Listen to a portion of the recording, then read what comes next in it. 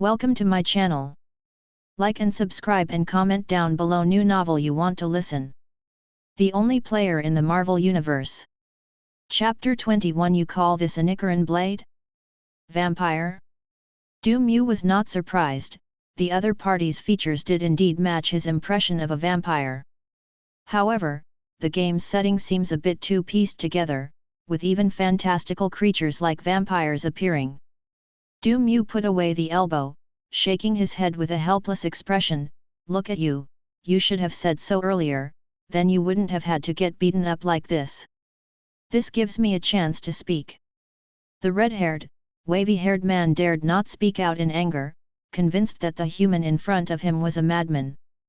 Mew looked at the limp, red-haired man with long, wavy hair and asked curiously, "You said you're a vampire, so what kind are you?" "There are different breeds of vampires." The red-haired woman with big waves was taken aback. How come she didn't know about this? Of course, some vampires are slightly stronger than ordinary people, but they can only drink blood and have a bunch of obvious weaknesses.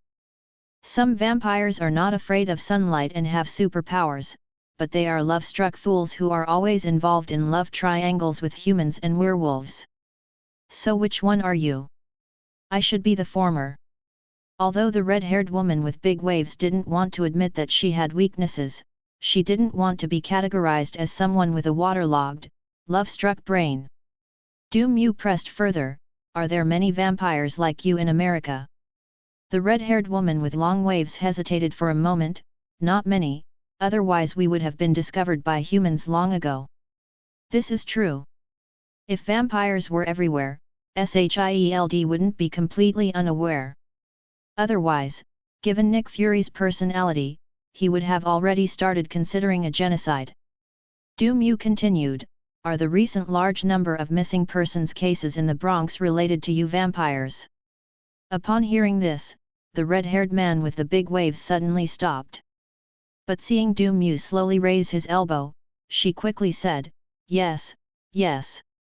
Some time ago, FES suddenly announced that we were allowed to capture humans on our own, so we started hunting in the vicinity." "Who is FES?" "He is the leader of the hybrids and wields immense power among vampires." The red, wavy hair and eyes revealed a hint of fear. Mission: investigate missing persons completed. Rewards: 500 XP, SHIELD reputation plus 10, equip Sun Blade. Equipment: Nicaran Blade, forged from a special material that absorbs sunlight. It is lethal to any creature that fears sunlight. Does the player wish to skip the story and begin subsequent quests? According to the normal procedure, Mew needs to report the situation to Nick Fury, who will then issue the next task. However, the game system can skip this step, allowing players to seamlessly transition to subsequent tasks. This game does a really good job in this respect. Unlike some games that force players to watch the story without even giving them the option to skip it. Jump over. Mew made a decisive choice. NPC Nick Fury has given you a new mission. Mission: Ghost Sweeping Operation. Objective: eliminate the rampant vampires in New York City. Deadline: 1 week. Reward: depends on the number of vampires killed. Mew then asked a few more questions, to which the red-haired man with wavy hair answered honestly. There was no way around it, the psychological trauma from that elbow strike was just too great. "One last question," Mew said, holding up one finger. "If you answer correctly, I promise I'll let you go." "Speak." The red-haired man with big waves seemed to see a glimmer of hope. "Humans will do anything to survive, and vampires are no exception." Mew smiled and said, "The problem is very simple. Please prove gold box conjecture." Red-haired, long-waisted hair. A moment later, Mew pushed open the bathroom door and walked out, but there was no one by his side. As it turns out, people will do anything to survive. Besides math problems. Speaking of which, isn't the design of my Nicaran blade a bit too unique? System: you're not going to give me a fake, are you? The shape of a Nichiren blade varies depending on the user. The shape of the Nichiren blade reflects the type of person the user is. You call this a Nichiren blade? Du Mu held up the watermelon knife in his hand, speechless. What kind of person does this watermelon knife represent? Do you like eating watermelon? What? A piercing scream suddenly shattered the noise of the bar. Du Mu looked in the direction of the sound and saw a person in the dance floor being suddenly tackled to the ground by another figure. Sharp fangs pierced the neck, and blood spurted out instantly. Clearly, that was also a vampire. Like dominoes falling, figures suddenly sprang up from all over the bar, lunging at the unsuspecting people around them. In an instant, countless screams and cries of agony echoed through the bar. Faced with this horde of vampires attacking from all sides, ordinary humans were powerless to resist and, like lambs to the slaughter, became the vampires' dinner one after another. In a short time, the entire bar was transformed into a bloody slaughterhouse. Shriveled corpses lay scattered in pools of thick blood, the ground reflecting a nauseating crimson light, the pungent stench of blood nauseating.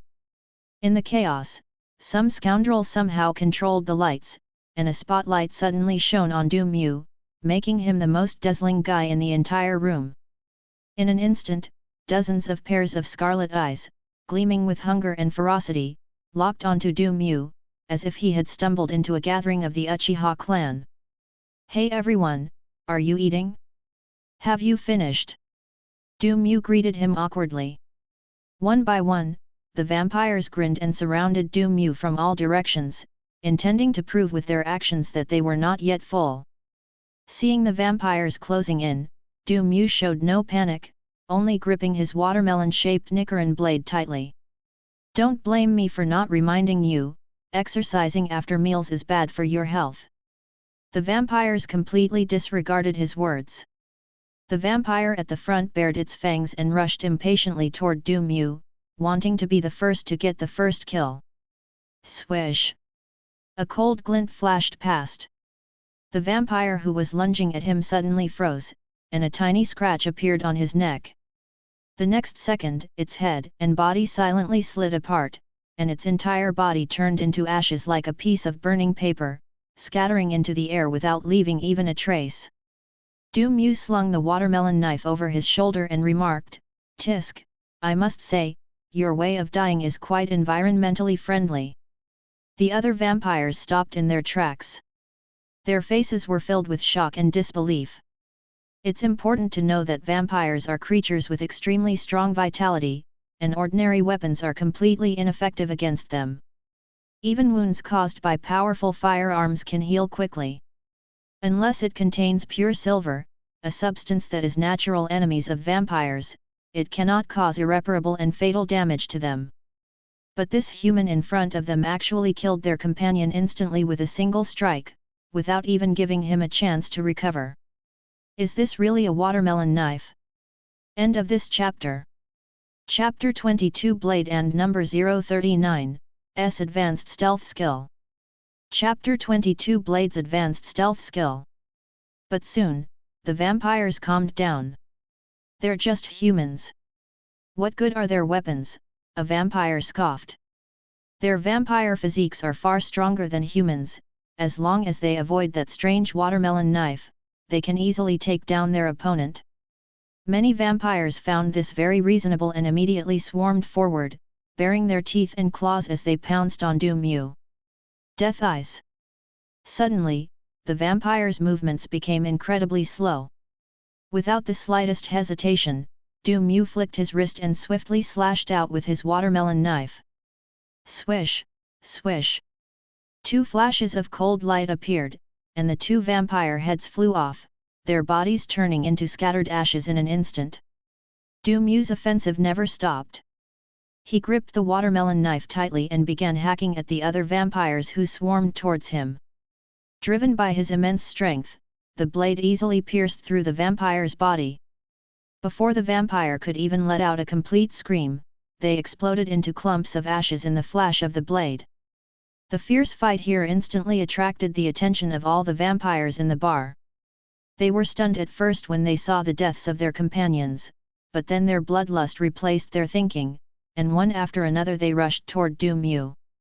Seeing this, Du Mu did not retreat but advanced, his body suddenly leaping up and plunging headlong into the vampires. Putting aside their supernatural identities, in Du Mu's eyes, these vampires were no different from random street thugs. Their attacks were completely haphazard, consisting of biting and scratching. Coupled with the Nicaran blade in his hand, which was a natural counter to vampires, killing them was as easy as cutting melons and vegetables. He swiftly and decisively brought the knife down. I didn't even blink. The number of vampires on the field has decreased dramatically, and a thick layer of ash has accumulated on the ground beneath Du Mu's feet. No, don't come over here. The remaining vampires huddled in a corner, their reason finally returning, and they trembled as they looked at Du Mu, who was holding a watermelon knife. Who said this guy is human? This guy is 100 times more ferocious than vampires. Swish, swish, swish. A series of cold flashes, and the last few vampires turned to ashes. Du Mu flicked the ashes off the watermelon knife and glanced at the mission progress. Current vampire kills, 34. Ignoring the mess, Du Mu left the underground bar, taking care of the 2 security guards standing at the iron gate. Yes, these 2 are also vampires. System, please mark some locations for me. As Du Mu spoke, a dozen or so scarlet punctuation marks immediately appeared on the map, scattered throughout New York. This information was obtained by Du Mu from that red-haired, wavy-haired man. It was all about vampire gathering places. Looking at the markers on the map, Du Mu stretched his muscles. Open your liver. Open your liver. In the following time, Du Mu began to roam the streets and alleys of New York, sweeping through one vampire gathering place after another. Vampires' hideouts are all pretty much the same, either bars or nightclubs, which is very much in line with the characteristics of vampires.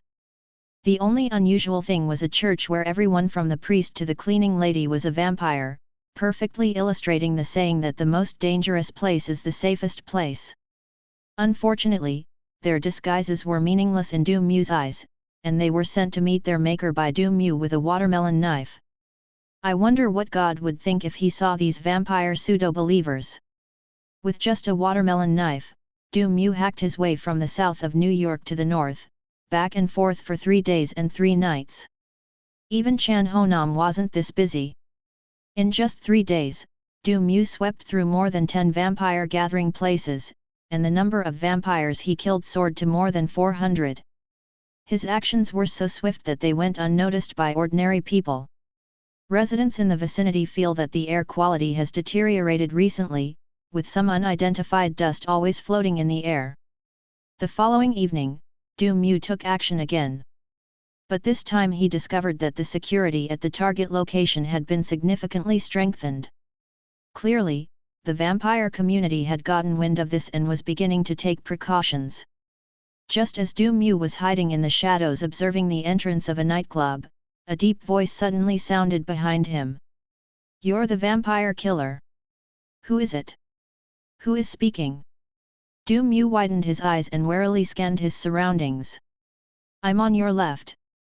Upon hearing the sound, Du Mu then realized that a muscular black man, dressed in a black leather trench coat, wearing black sunglasses, and completely covered in black equipment, was standing in the shadows beside him. He blended almost seamlessly into the darkness, making him virtually undetectable unless one looked closely. Du Mu couldn't help but exclaim in amazement, "What an advanced concealment skill! I didn't even notice it." Black strongman. He was simply standing still, there was no hiding whatsoever. "By the way, what did you call me just now?" Du Mu asked. "Vampire Slayer." The burly black man repeated, his voice low. "It's said that someone recently wiped out several vampire strongholds and killed hundreds of vampires, earning him the title of Vampire Killer among the vampires. I bet that person is you, right? What a cliché code name." Du Mu scoffed, looking the burly black man up and down. "And who are you?" The burly black man said coldly, "You can call me Blade. I'm just like you, my target is that bunch of blood-sucking scum." "Got it, so you're here to steal the monsters." Du Mu suddenly realized what was going on, and immediately took out his watermelon knife, pondering how many sections he should cut the blade into. Blade. He couldn't quite keep up with Du Mu's train of thought, but he could still tell that Du Mu had a strong desire to kill vampires. "The enemy of my enemy is my friend," Blade immediately said. "Don't worry, I won't interfere with your operation. I'm looking for a vampire named Dickenfice. According to my intelligence, one of his key henchmen is hiding in this stronghold." He paused, looking towards the heavily guarded entrance. "However, your actions these past few days have terrified these bastards. Now all the vampire strongholds have strengthened their defenses. If we make a big commotion here, the vampires inside will definitely run away immediately. Then it will be difficult to drag these rats hiding in the gutter out." Du Mu nodded. There was indeed some truth to that. The enemies in this game are not like monsters in other games, which just stay in their own specific places and wait for players to come and defeat them. "Then do you have any good suggestions? We can cooperate. All those blood-sucking scum inside are yours. I only want Faith's men." Why should I talk to you? I can provide you with more vampire strongholds. Happy cooperation. Thank you to Reader 20250103115025413 for the generous donation. End of this chapter. Chapter 23 Bullets are too expensive. Chapter 23 Bullets are too expensive. Let's make this clear first, all the kills are yours later. No problem. The two reached an agreement, said no more, and headed straight for their target nightclub. The vampires guarding the nightclub entrance immediately became alert and shouted, "Halt! Who are you? Take your people in." Before Du Mu could finish speaking, his figure shot out like a ghost. Swish, swish, swish. With flashes of cold light, the vampires had no time to react before they were instantly reduced to ashes in the flash of the blade. A hint of surprise flashed in Blade's eyes. What a powerful watermelon knife! Du Mu objected, "This is a Nicaran blade. It just looks like a watermelon knife." "That's still just a watermelon knife." Blade's lips twitched almost imperceptibly, but he wisely chose to remain silent.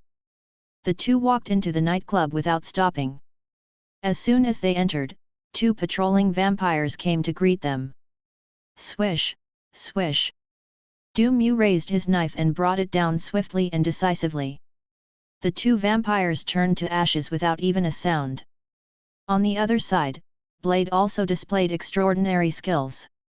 He used his racial talent to passively hide in the darkness and silently approached another vampire.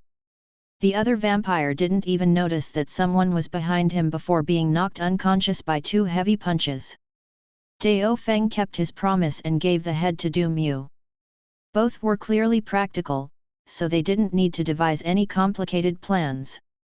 A single glance was enough for them to understand each other and they tacitly activated stealth mode. And so, the two stealthily made their way into the nightclub, and Du Mu's mission progress increased by more than a dozen points. Well, all I can say is that the stealth was a great success. When they actually stepped inside the nightclub, a strong smell of blood hit them.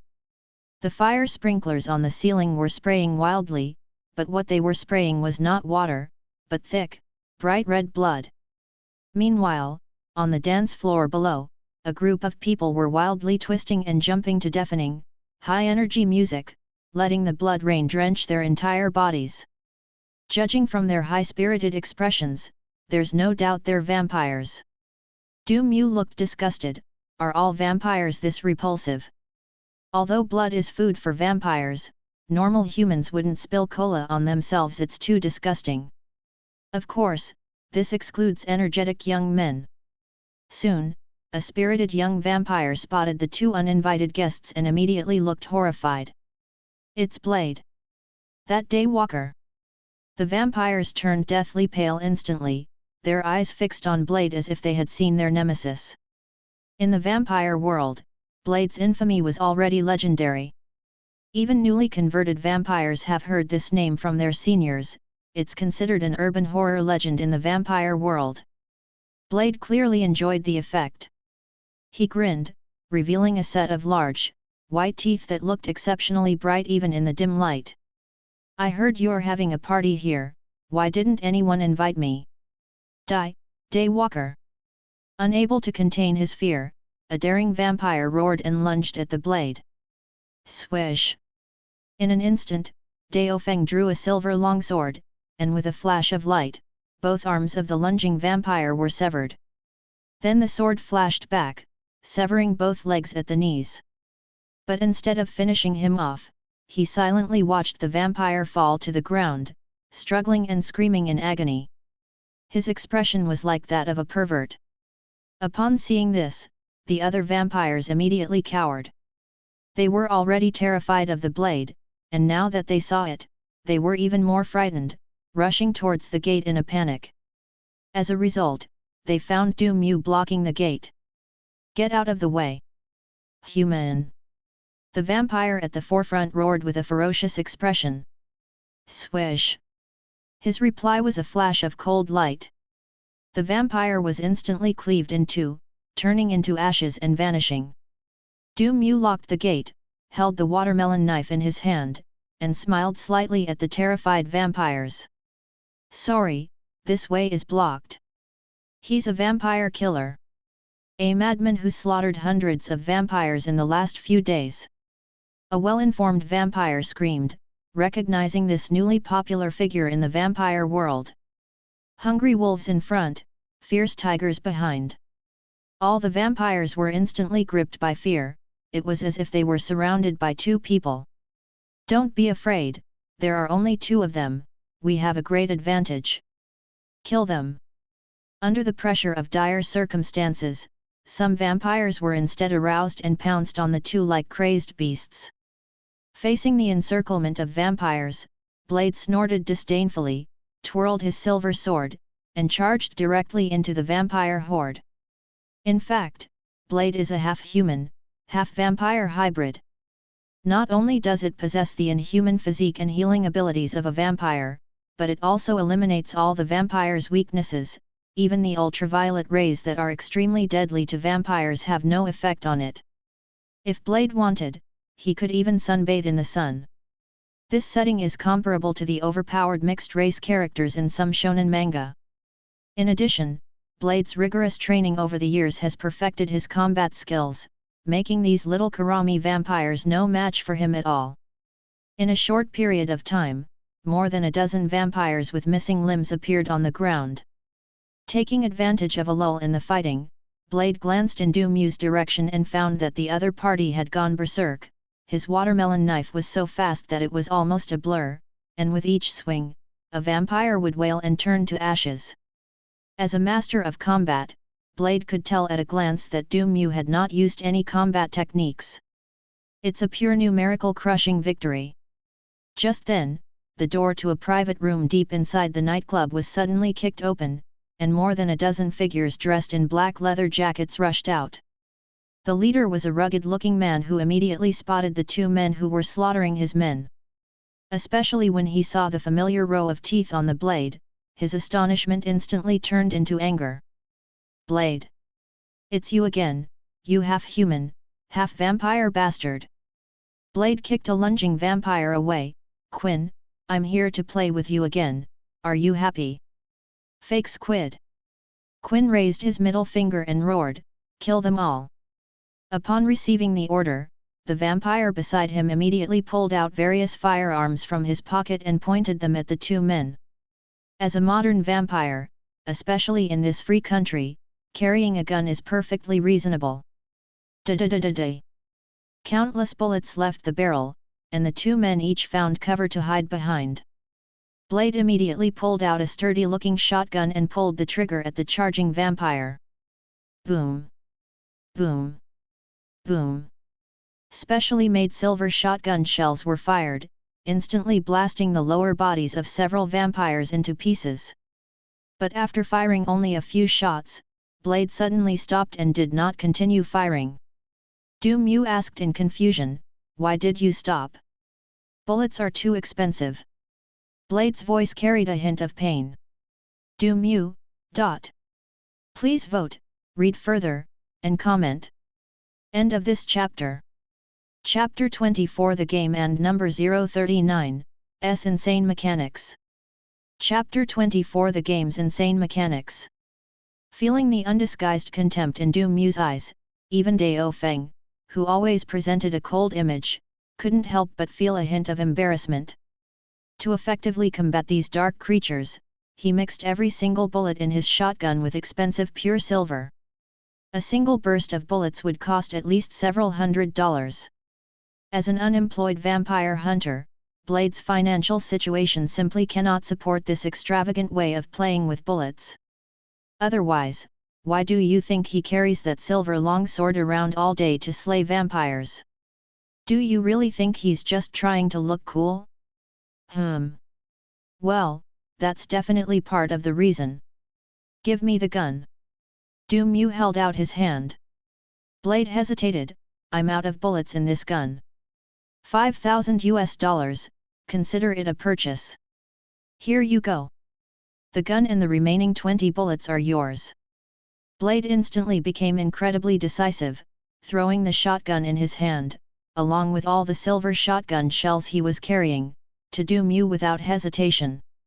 Du Mu, _ Bro, your cool persona really crumbled a bit too quickly. Du Mu caught the shotgun steadily, quickly loaded it with bullets, and fired at the vampires. Boom, boom, boom, boom.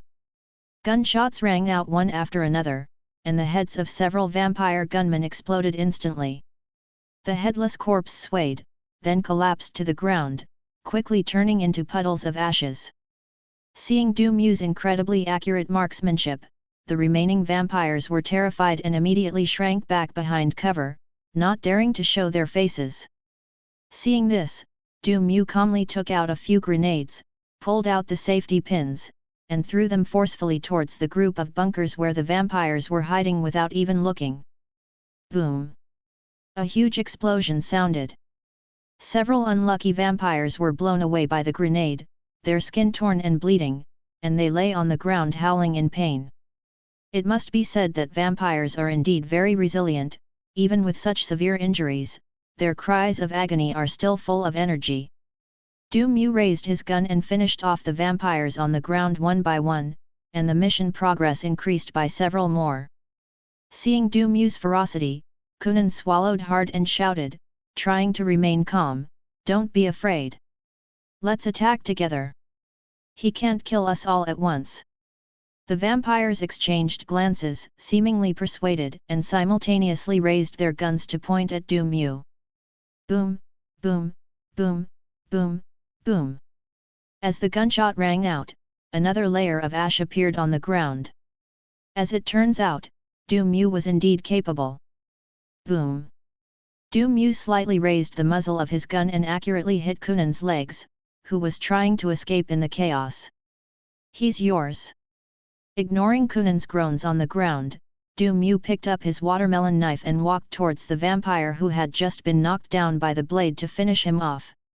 Current vampire kills, 665. Looking at the number, Du Mu frowned and felt uneasy all over.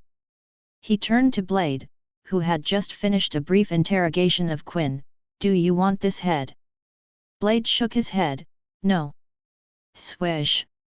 With a flash of light, Quinn's head was severed in an instant. Current vampire kills, 666. Ah, that feels so good. Du Mu breathed a long sigh of relief, as if a heavy burden had been lifted from his shoulders. Looking at Du Mu's relieved expression, Blade felt that this guy seemed to have some kind of peculiar hobby. Du Mu put away his watermelon knife and asked, "What do you plan to do next?" Blade said in a deep voice, "Quinn said that FaZe is planning a big operation recently, but he doesn't know the specifics. I'm going to go to FaZe's territory and find him one by one to drag him out." The mention of Firth's name filled Blade's voice with a chilling edge. Firth killed his own mother, and he has an irreconcilable grudge against Firth, which must be avenged.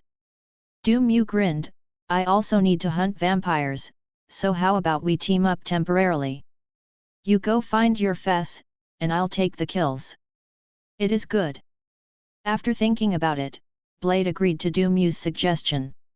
He wasn't a stubborn person, having another powerful ally would only make the search for Feist much smoother. Just as Blade agreed, a system notification sounded in Du Mu's mind. NPC Eric Brooks has joined your party. You can view your teammates' individual profiles.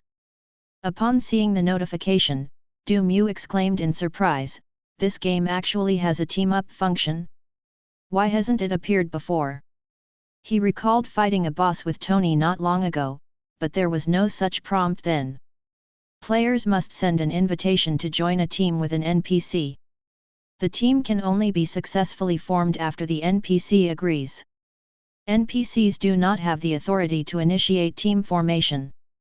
Why didn't you say so sooner? Du Mu was speechless. This game offers an extremely high degree of freedom, aiming to provide the most realistic and immersive experience. All gameplay and story development are left to players to explore and discover on their own. Alright. Du Mu pursed his lips and, with curiosity, opened Blade's personal panel. NPC, Eric Brooks, Blade Runner. Race, half human, half vampire. Attributes, strength, agility, constitution, spirit. Unable to view due to insufficient affinity. Equipment, stylish sunglasses, bulletproof armor, silver longsword, silver dagger. Fav ability, 0. This guy is actually a half human, half vampire. Du Mu was a little surprised, but then he thought, wouldn't he be considered half a vampire? Will cutting him increase the quest progress by 0.5? At this moment, Du Mu suddenly noticed that the blade's equipment slot seemed to be touchable, and curiously tapped the silver longsword. The NPC's affinity with the player is insufficient to remove this equipment. Du Mu's eyes widened immediately. He immediately pressed the system. Does this mean that as long as an NPC's favor ability is high enough, I can freely remove their equipment? Yes. Sigh. Du Mu gasped, realizing he had made a small contribution to global warming. He seems to have accidentally discovered the game's incredibly powerful mechanics. Du Mu looked at Dao Feng, his eyes suddenly becoming incredibly enthusiastic. Bro, do you have any missions? Or anything that needs my help? I'm available anytime. No. As Dao Feng looked at Du Mu's sudden enthusiasm, he felt a chill run down his spine, as if some conspiracy awaited him. The two did not linger at the nightclub. After agreeing on the location and time for their next action, they left one after another.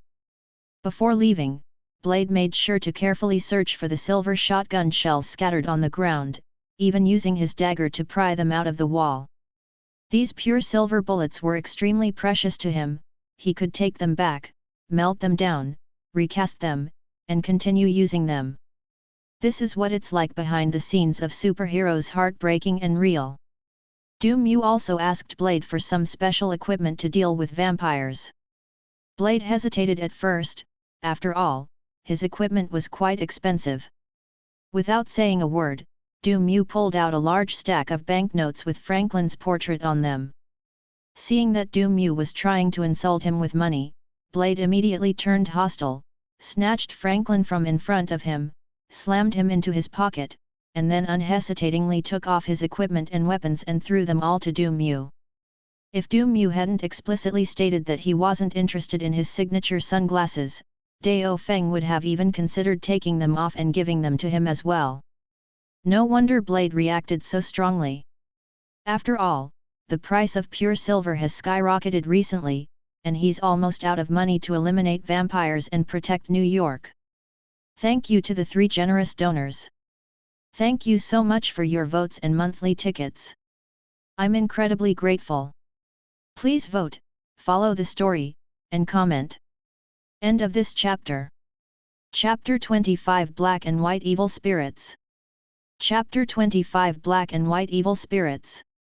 In the following days, Du Mu and Dao Feng teamed up to sweep through Fei Xi's territory. Blade is responsible for charging into battle and dealing damage, while Du Mu is responsible for finishing off enemies. Their roles are clearly defined.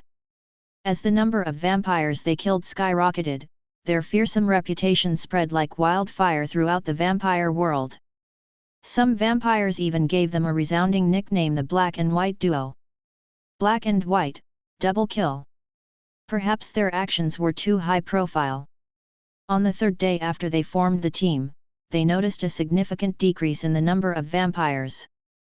Those left to guard the territory are usually only a dozen or so vampires, and at the slightest sign of trouble, they will run away immediately, abandoning the territory altogether.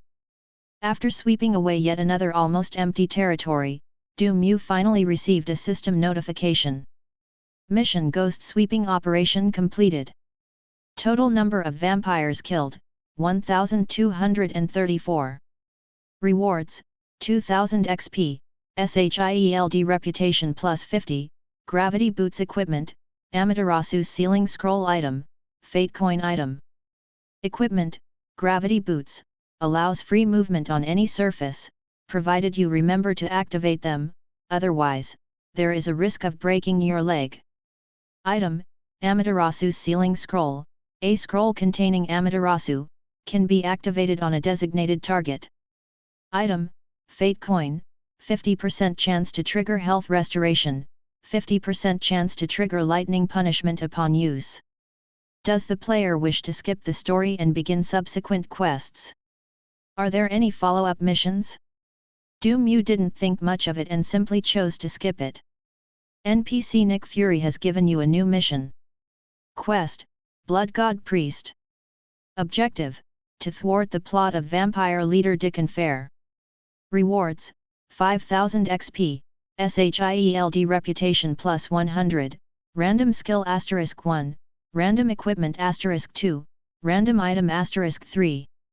Although it's not a main quest, the rewards are still quite generous. Just then, Blade had tracked down Dickon-Feld's headquarters, and Du Mu immediately decided to set off with Blade. Early next morning.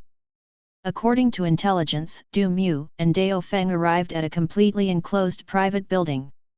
The entire building is like an iron fortress, with all the windows firmly blocked by heavy metal gates, making it impossible to see inside from the outside. Du Mu gazed at the building from afar. Are vampires really that rich? Blade snorted coldly. There are plenty of rich people who want to become vampires. The wealthier people are, the more they fear death, they are willing to pay any price for immortality and youth. Du Mu looked at Dao Feng curiously. Then why are you so poor? Blade, I am half human and half vampire, a new species, so I don't count. Next, the two began to formulate a plan. Their plan was simple: first, infiltrate the building, and then act as the situation dictates. It can be described as a very meticulous plan. Du Mu suggested, to prevent Dickon-Feld from escaping, you go in from downstairs and I'll go in from upstairs. The two of us will surround their entire building. 2 people surrounding the entire building, how pretentious. I like it. Blade silently gave a thumbs up in his mind, but then asked, but how do you plan to get up there? This building is at least 50 stories high. Du Mu didn't explain. He squatted down, pressed the switch on his new equipment, the gravity boots, then reached the edge of the building and stepped onto the vertical wall. The next moment, Du Mu stood firmly on the wall as if walking on flat ground. Blade was completely dumbfounded. He's illiterate, can anyone tell him if this is scientific? Using his gravity boots, Du Mu easily reached the rooftop of the building. As soon as he peeked out, he heard a burst of loud music. A group of vampires were having a party by the pool. Du Mu was somewhat speechless. Don't these vampires have any other hobbies? Why are they always throwing parties? He pulled out a megaphone and shouted down, "Hey everyone! Look at me! I have something to announce. Upon hearing the sound, all the vampires instinctively looked up at the edge of the rooftop, only to see Mew's half-exposed head, and were immediately dumbfounded.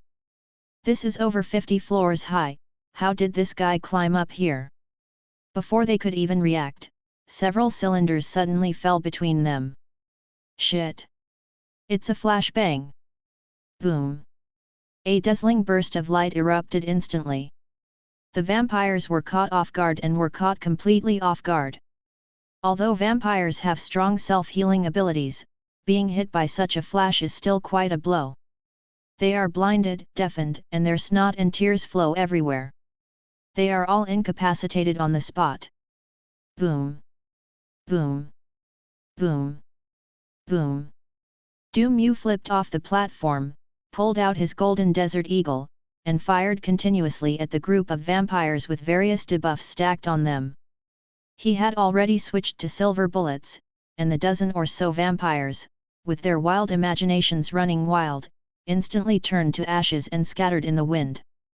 In their panic, the remaining vampires tried to reach for their guns to fight back, but they were still blinded, and the bullets they fired either drifted off to who knows where or hit their own companions, creating a chaotic scene. Mew stood still, shooting the remaining vampires one by one, leaving only the last one to ask questions. Where is Deacon Fair? Deacon what? Deacon Fair. What, FES? Dot. Boom. Mew killed the vampire old man with a single shot. It seems he overestimated the vampire's healing abilities, the deafness caused by the flashbang lasted for such a long time. Mew turned on the communicator in his ear, "This is Mew. I have successfully infiltrated the building. No one has discovered my whereabouts. Over. I sneaked in too, and no one noticed me." The voice of Blade came through the communicator, along with the sounds of intense fighting. Mew nodded, "Very good, now we'll split up and search for Fei Ci's whereabouts." Then, Mew found the stairwell and went down the stairs. Tap tap tap tap. A series of rapid, hurried footsteps suddenly came from the end of the corridor, and dozens of fully armed vampires appeared in sight. Their equipment was very sophisticated, they wore bulletproof helmets and body armor, and each was equipped with an automatic rifle. They were clearly a professional team. Upon seeing Mew, the group of vampires did not hesitate at all and immediately raised their guns. Da-da-da-da-da. Clusters of flames burst forth, and a dense barrage of fire surged toward Mew. Mew performed a tactical role and hid behind cover. The vampires were experienced, while maintaining suppressive fire, they formed tactical formations and steadily advanced toward the bunker where Mew was hiding. Just as they were about to approach the cover, a grenade was suddenly thrown from behind a pillar and rolled precisely in front of their team. "Be careful with grenades!"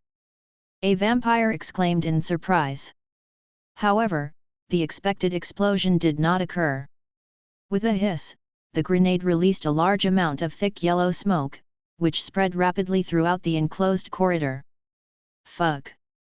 It's a concentrated garlic extract grenade. The vampires' expressions changed drastically, and they tried to retreat in terror. But it was too late. The yellow garlic smoke, like a leech, instantly engulfed them. Their bodies burst into flames, and they let out heart-wrenching screams before turning into a pile of ashes. Vampires have incredibly strong vitality, but they are also very fragile. Even an ordinary person, as long as they possess weapons like garlic essence and pure silver, can easily kill a vampire. Not to mention Mew, who, with his absolutely dominant weapons and equipment, is practically playing against bots. After eliminating the vampire's armed forces, Mew searched for Dekenfeld's whereabouts on the upper levels, but unfortunately found nothing. So he contacted Blade again. "Blade, how's the situation on your end? Have you found anything?" "Yes, I discovered that my deceased mother has come back to life." Mew. Thanks to Zushinjua for the chapter recommendation. End of this chapter. Chapter 26, the most touching family drama of the year. Chapter 26, the most touching family drama of the year. Just as Du Mu was about to speak, a suppressed groan came from Dao Feng through the communicator. Immediately afterward, an unfamiliar voice came through the communicator. "Hey, you must be the vampire slayer, right? I heard you've been hanging around with the Daywalker looking for me." Du Mu raised an eyebrow. "Dick and fair." "Yes, it's me." Fees readily admitted, "To be honest, I'm very interested in you. How can a mere human kill so many vampires? I can give you a chance to join us and become a member of the great vampire clan." Du Mu chuckled and said, "I need to think about this carefully. How about this, I'll come to you now, and we can sit down and talk slowly." "Humph." Fees snorted coldly, his voice instantly turning icy. "Since you don't cherish this opportunity, then just wait. The age of vampires is about to begin, and after tonight, all humans will become our slaves." After leaving behind a standard villainous speech, Firth cut off the communication. Du Mu glanced at the map. The green dot representing the blade was moving rapidly. He immediately took the elevator to the other person's floor. Ding! The elevator stopped, and a group of vampires armed with guns stood outside the door. The instant the elevator doors opened, they immediately pulled the trigger, and countless bullets poured out, hitting the elevator floor with a clattering sound. However, when the elevator doors opened completely, they found the elevator empty, and all the bullets missed their mark. "Cease fire." The lead vampire issued a command, signaling to the vampires around him with hand gestures. The vampire nodded, raised his automatic rifle, and cautiously entered the elevator to investigate the situation. He looked around, and after confirming that no one was there, he turned and called out, "Captain, there's no one here. Watch your back." The vampire outside the elevator stared wide-eyed and pointed behind the vampire. The vampire turned around abruptly and saw Du Mu, like a ghost, tumble down from the top of the elevator and grin at him. "Have you eaten? If not, I'll treat you to some garlic." Before he could finish speaking, Du Mu shoved the concentrated garlic grenade, with the safety pin removed, into the vampire's mouth, and then kicked him hard out of the elevator. Yellow mist spewed from the vampire's mouth, instantly roasting him alive. A sprinkle of cumin and he'd be ready to eat. In fact, vampires were a food ingredient in the classic of mountains and seas, and eating them could prolong life. "It's garlic extract. Run!" Upon seeing the spreading yellow mist, the vampires reacted as if they had encountered an exploding septic tank, desperately trying to get away. Taking advantage of the opportunity, Du Mu quickly raised his gun and fired. Boom, boom, boom, boom. Bullets pierced through the yellow mist, precisely striking the heads of these vampires. As the yellow mist dissipated slightly, only the lone vampire captain remained in the corridor. Seeing Du Mu's ferocity, the vampire captain threw down his automatic rifle, clenched his fists, and adopted a fighting stance, challenging Du Mu. "Dare to put down your gun and have a man's duel with me? Don't dare!" Du Mu answered crisply and decisively. "Vampire Captain, ... This script isn't quite what he imagined." Boom, boom. Du Mu pulled the trigger, severing the vampire captain's legs, and stepped forward to press the gun to his forehead. "Where is Fear's taking blade? Do you think I'd tell you?" the vampire captain sneered. Boom. Without saying a word, Du Mu fired another shot at the vampire captain's arm. "From now on, if you don't answer my questions, I'll shoot you." The pure silver clinging to the bullet burned the wound, causing the vampire captain excruciating pain. "Fuck this." Boom. "You." Boom. I'll talk." Boom. "I've already told you, why are you still hitting me?" The vampire captain broke down. "Sorry, I'm used to it." Fearing Du Mu would fire again, the vampire captain quickly said, "The Palace of Eternal Night." "They've gone to the Palace of Eternal Night?" Fees needs a living daywalker to complete some kind of ritual. It seems that Blade is not in immediate danger. Mew noticed his teammate's green dot on the map starting to move outwards, and grabbed the vampire captain. Do you have a car? Yes, yes. Give me the car keys. The vampire captain, with a mournful face and trembling hands over the car keys he had just taken out a loan for. Was I robbed? The Palace of Eternal Night is located in a remote suburb that is under development, and a construction site can be seen from afar. However, upon closer inspection, it can be found that these devices are not in operation and show no signs of construction, clearly intended to deceive people. Mew drove to a flat area 200 meters away from the construction site and took out a pair of binoculars to observe the construction site. 2-meter-high barbed wire fences surrounded the perimeter, and numerous vampires armed with guns patrolled the construction site, suggesting that something very important was inside. Mew glanced at the map and discovered that Blade was located deep underground. He immediately took out his diamond pickaxe and began digging into the ground. 10 minutes later, Mew dug through the soil in front of him, and the view suddenly opened up before him. Deep underground, there was an extremely spacious underground space, which looked like a building left over from a long time ago. Following the direction of the blade, Mew quickly arrived at a secret room where several vampires were guarding a huge stone box. Boom, boom, boom, boom. The golden desert eagle roared, and several vampire guards instantly turned to ashes. What? A piercing scream suddenly came from beside my ear. Mew turned his head and discovered that a dark-skinned female vampire was standing in the darkness. Damn, when will this racial advantage be nerfed? Boom. Mew decisively silenced the other party with a single shot. He walked to the stone box and groped around, quickly finding a switch and pressing it.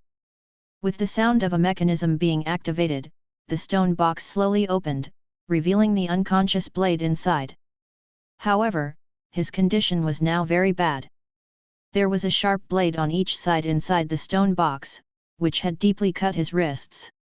Blood kept dripping from the wounds and flowing down the grooves of the stone box. Without the support of the stone box, the blade fell directly to the ground. Blade, wake up! Mew squatted down and patted Dao Feng's face, but there was no reaction. It's easy to tell from Dao Feng's pale, almost black complexion that this is a symptom of excessive blood loss. According to Blade, although he is half human and half vampire, he has never drunk fresh human blood, and his self-healing ability is far less powerful than that of vampires. If this continues, even if Blade's physique is incredibly strong, he will surely die. Mew took out the destiny coin he had just acquired from his game inventory, but after looking at Blade's unlucky face, he put it away and replaced it with a red potion bottle. Item, Health Potion, restores health gradually over 15 seconds after use. Mew pried open the Blade's mouth and roughly poured the medicine in. The medicine works instantly. The wound on Blade's wrist began to heal at a visible speed, and his pale face gradually regained some color. His eyelids trembled, and he slowly opened his eyes. Looking at the awakened Blade, Mew said speechlessly, "We agreed to capture FES together, how come you let someone else get captured instead?" Something unexpected happened. My mother didn't die. It turns out that she had already been turned into a vampire by Faith and became one of Faith's people. She ambushed me with Faith. At this moment, Blade's feelings were very complicated. The resurrection of one's own mother is usually a cause for celebration, even if she has become a vampire. Unexpectedly, his own mother got involved with his enemy, Firth. In other words, Firth became his stepfather, and from now on they would have to live separately. Thinking of this, Blade gritted his teeth, I must find her and ask her face to face why she did this. Mew looked at Dao Feng with some sympathy. It's unbearable for anyone to see their own mother harm their biological son, even to the point of killing him, all for the sake of their stepfather. He patted Blade on the shoulder to comfort him. Where is your biological mother? I can help you find her. Blade looked around, trying to recall. Before I lost consciousness, she seemed to be right next to me. Did you see a black woman when you came in? Mew glanced at the inconspicuous pile of ashes in the corner and shook his head without hesitation. I've never seen it. I guess your mother must have left, but I believe you will meet again someday. End of this chapter. Chapter 27 Old 8 Vampire. Chapter 27 The Eighth Brother, the Vampire. At this moment, located at the deepest part of the Eternal Night Palace, there is a huge space with a cylindrical structure, tens of meters deep. At the very bottom is a circular platform resembling an altar, engraved with strange rune patterns, surrounded by 12 stone pillars also bearing runes. Beneath the stone pillars were 12 vampires, all of whom were pure-blood vampire elders. Let us go. Feeth, we are pure-bloods, how dare you treat us like this? Fees, you bastard, you'll regret this. The vampire elders grumbled and cursed. They were sleeping peacefully in their own coffins when, unexpectedly, Faith and his men showed up at their door and opened their coffins. The vampire elders were enraged and immediately launched a counterattack. Then they knelt down. There's no way around it, the vampire elders have lived too long and their thinking is too outdated. While they were still using the traditional vampire attack methods of biting and gnawing, Faith and his gang of young vampires had already started using firearms, demonstrating what it means to be fast and accurate within 7 steps. Moreover, these young vampires have no sense of martial ethics. They're using silver bullets. Fees scoffed, who says vampires can't use weapons meant for fighting other vampires. No matter how much the vampire elders argued, Fees remained unmoved, standing at the very center of the altar. He gazed at the blood gradually congealing on the dome, an excited expression appearing on his face. The moment has finally arrived. According to ancient vampire texts, there is a forbidden ritual called the blood god sacrifice. By using the blood of a half-human, half-vampire as a medium, the power of 12 pure-blood vampires is gathered into a single vampire, thereby gaining power far exceeding that of a typical vampire. Many years ago, Festo deliberately sought out a pregnant woman who was about to give birth, infected her to become a vampire, and she gave birth to a child who was half human and half vampire. And this child, needless to say, is none other than Blade, that unlucky fellow. Firth had been preparing for this ceremony for a long time, and it's unknown how much thought and effort he had put into it. Once I complete the ritual, I can become the god of vampires and control the entire world. Fries frantically stretched out his arms to greet him. Soon, the blood in the dome condensed and dripped onto Fes's forehead due to inertia. Outside the Palace of Eternal Night, the night sky suddenly changed. Dark clouds gathered above the Palace of Eternal Night, and thunder roared within them. Boom! In an instant, a thick bolt of lightning suddenly struck down upon the Palace of Eternal Night. Terrifying lightning power surged down from the 12 rune stone pillars, slamming into the vampire elders bound beneath them. Ah! The elders let out heart-wrenching screams. Amidst the raging lightning, their bodies rapidly disintegrated into ashes, and 12 grey skeletons with bat wings on their backs broke free from the ashes, flying and crashing wildly above the altar like undead from hell. What a hell! Upon witnessing such a horrifying scene, the vampire minions guarding the edge of the altar involuntarily shrank back. Although they are vampires, they are still afraid of ghosts. After circling in the air a few times, these grey skeletons seemed to be drawn by an invisible force, suddenly changing direction and rushing towards the center of the altar, frantically burrowing into Fes's body. Fee's eyes widened, and his pupils and the whites of his eyes were instantly stained with a thick blood color, making him look extremely eerie. Fes! A roar filled with boundless hatred exploded forth. The blade descended from the sky, crashing heavily onto the edge of the altar, its eyes glaring angrily at Fes. Fears was already his enemy, and now, with the added identity of his stepfather, Blade's killing intent towards Fears reached its peak. By this time, Blade had retrieved his equipment, picked up his silver longsword, and charged toward Fes without saying a word.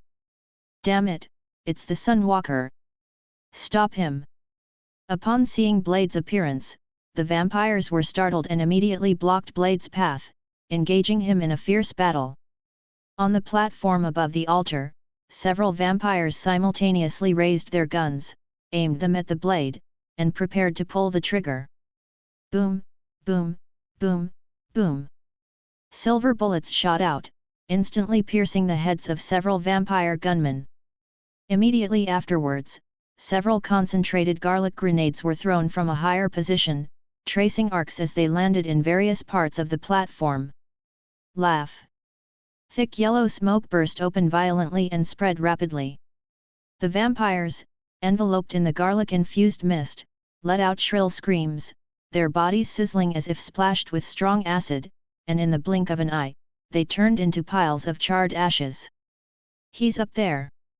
A sharp-eyed vampire spotted the source of the attack, pointing to Mew, who was standing upside down on the ceiling at the highest point. "What the hell is this thing?" The vampires were all dumbfounded. "It's all ghosts and skeletons, and humans hanging upside down from the ceiling. In comparison, these vampires all seem perfectly normal." Realizing what had happened, they hurriedly turned their guns around and started firing wildly at the eerie figure on the ceiling. Mew, relying on his gravity boots, moved freely between the ceiling and vertical walls like a ghost, firing his gun as he moved, eliminating the vampires in his field of vision one by one. In no time at all, he had cleared out all the vampires on the platform. Mew looked down at the platform and saw that Blade was still locked in a fierce battle with more than a dozen vampires. Boom, boom, boom, boom, boom. With 5 gunshots, the heads of several vampires that were about to pounce on Blade exploded and instantly turned to ashes. "I've finished cleaning up my side, why hasn't yours been resolved yet?" Mew landed gracefully in a classic hero's pose, landing steadily in front of the blade. With a single stroke of his sword, he cleaved a lunging vampire in two, defiantly declaring, "Give me a few more seconds, and I can take care of them." Seeing Mew and Blade approaching together, the remaining vampires retreated in terror, all the way to the center of the altar. Suddenly, a pale, bloodless hand gently rested on a vampire's shoulder. The vampire's henchman turned around, and the owner of the hand was none other than Faith. At this moment, Fes had changed drastically. His face was deathly pale, his eyes were bloodshot and shining, and he exuded a cold and eerie aura. The vampire's henchman exclaimed in surprise, "Boss, you succeeded." A sinister smile crept across Fierce's lips. "Yes, but right now I feel very hungry, extremely hungry." "I'll go find you a fresh blood pack right away," the vampire's henchman said hurriedly. "Do not bother." Faith's crimson eyes locked onto the vampire's subordinate. "Right here, ready-made." The words fell. Suddenly, Faith lunged out at a speed too fast for the naked eye to see, his sharp fangs piercing the neck of the vampire's henchman. The vampire's henchman only had time to let out a short scream before his body visibly withered away. In less than half a second, he turned into a skin and bones dried up corpse. Vampires drink vampire blood. Mew's expression was very strange. Some time ago, he asked Blade out of curiosity whether vampires could drink the blood of other creatures. Blade's answer at the time was that although blood is the only food for vampires, they only drink human blood, whether it is refrigerated or fresh. As for the blood of the same kind or animals, for vampires, the taste and texture are no different from eating shit. Now, Fry's actions are undoubtedly a replica of what Lao Ba did back then. All that's missing is a shout of "all right." Please vote, follow the story, and comment. End of this chapter. Chapter 28. Now that their health bars are showing, things will be much easier. Chapter 28. Now that their health bars are showing, things will be much easier. Not enough. Not enough. Faith casually tossed aside the dried corpse in his hand and continued to pounce on the other vampire minions. He was incredibly fast, his terrified vampire henchmen didn't even have time to react before he grabbed them and drained them dry in an instant. In just a few breaths, the remaining vampire minions were all drained of their life force by Faith, leaving him alone commander. Finally full. After draining his last henchman, Fez wore a satisfied yet morbid smile. Mew couldn't understand his move, but he was greatly shocked. Fez! Blade roared and charged at Fez without hesitation. A flash of cold light appeared on the silver longsword in his hand, and it swiftly sliced across Fez's neck, sending a hideous head flying high into the air. However, a bizarre scene unfolded. Despite suffering such a fatal wound, Faith did not turn to ashes like a typical vampire. From the severed point of the headless corpse, a large amount of viscous blood suddenly gushed out, wrapping around the head in midair like living tentacles and pulling it back to the neck. Immediately afterwards, the cut on the neck stopped bleeding and healed quickly, returning to normal in the blink of an eye, as if it had never been injured. What a fa! Blade was stunned, the scene before him was completely beyond his comprehension. Ha ha ha! Fez laughed wildly, see? This is the power of the blood god. True immortality. Suddenly, Fez erupted in a riot. He transformed into a blood-red afterimage, accompanied by a sharp whooshing sound, and slammed his fist heavily into Dao Feng's chest. Bang! A dull crashing sound sounded. Blood gushed from Dao Feng's mouth, and he flew backward like a kite with a broken string, crashing heavily next to Mew. Be careful, something's wrong with this guy. Pure silver doesn't seem to have any effect on him. Dao Feng struggled to sit up, blood trickling from the corner of his mouth, and urgently reminded Mew. I saw it, I'm not blind. Mew raised the golden desert eagle, aimed it at Fez, and pulled the trigger. Boom, boom. The silver bullet was fired, instantly piercing Firth's skull and heart. But Fez simply shook it, and the muzzle healed rapidly at a speed visible to the naked eye, returning to its original state in less than a second. He twisted his neck, his bloodshot eyes locking onto Mew. I didn't expect you, a human, to dare to court death. Perfect, I'll take care of both of you at once. Fez's body surged once again. In the blink of an eye, he rushed in front of Mew, his 5 fingers extended into sharp claws, which shot straight for Mew's head with a whooshing sound. Death Eyes! Mew decisively activated his skill, instantly slowing down the flow of time around him. He dodged the incoming claw attack and simultaneously drew a watermelon knife from his game inventory, unleashing a series of slashes. Swish, swish, swish. Fez's body was instantly cleaved into several pieces. However, the next second, blood gushed out again from the cross-sections of those mangled bodies, connecting and coalescing with each other. Within seconds, Fez was standing there unharmed once again. Even the Nicaran blade isn't working? Mew was somewhat surprised. Fez's self-healing speed was indeed outrageous. Don't waste your energy. This kind of attack has no effect on me anymore. Even if I stand here and let you attack me at will, you can't kill me. Firth spoke with a playful tone, clearly enjoying the cat and mouse game. He wanted to see the other person unable to kill him no matter how much they resisted, and finally look on their face in despair. Upon hearing Fez's words, Mew raised an eyebrow. Oh? You said it yourself. As he spoke, Mew put away his watermelon knife and golden desert eagle, then pulled a Gatling gun from his game inventory and aimed it at Fez. Fez! Da-da-da-da-da! The 6 gun barrels spun wildly, and countless silver bullets turned into a metal storm that completely engulfed Fez. Fez's expression changed drastically. He wanted to back out and dodge, but it was too late. In an instant, a dense hail of bullets completely covered him.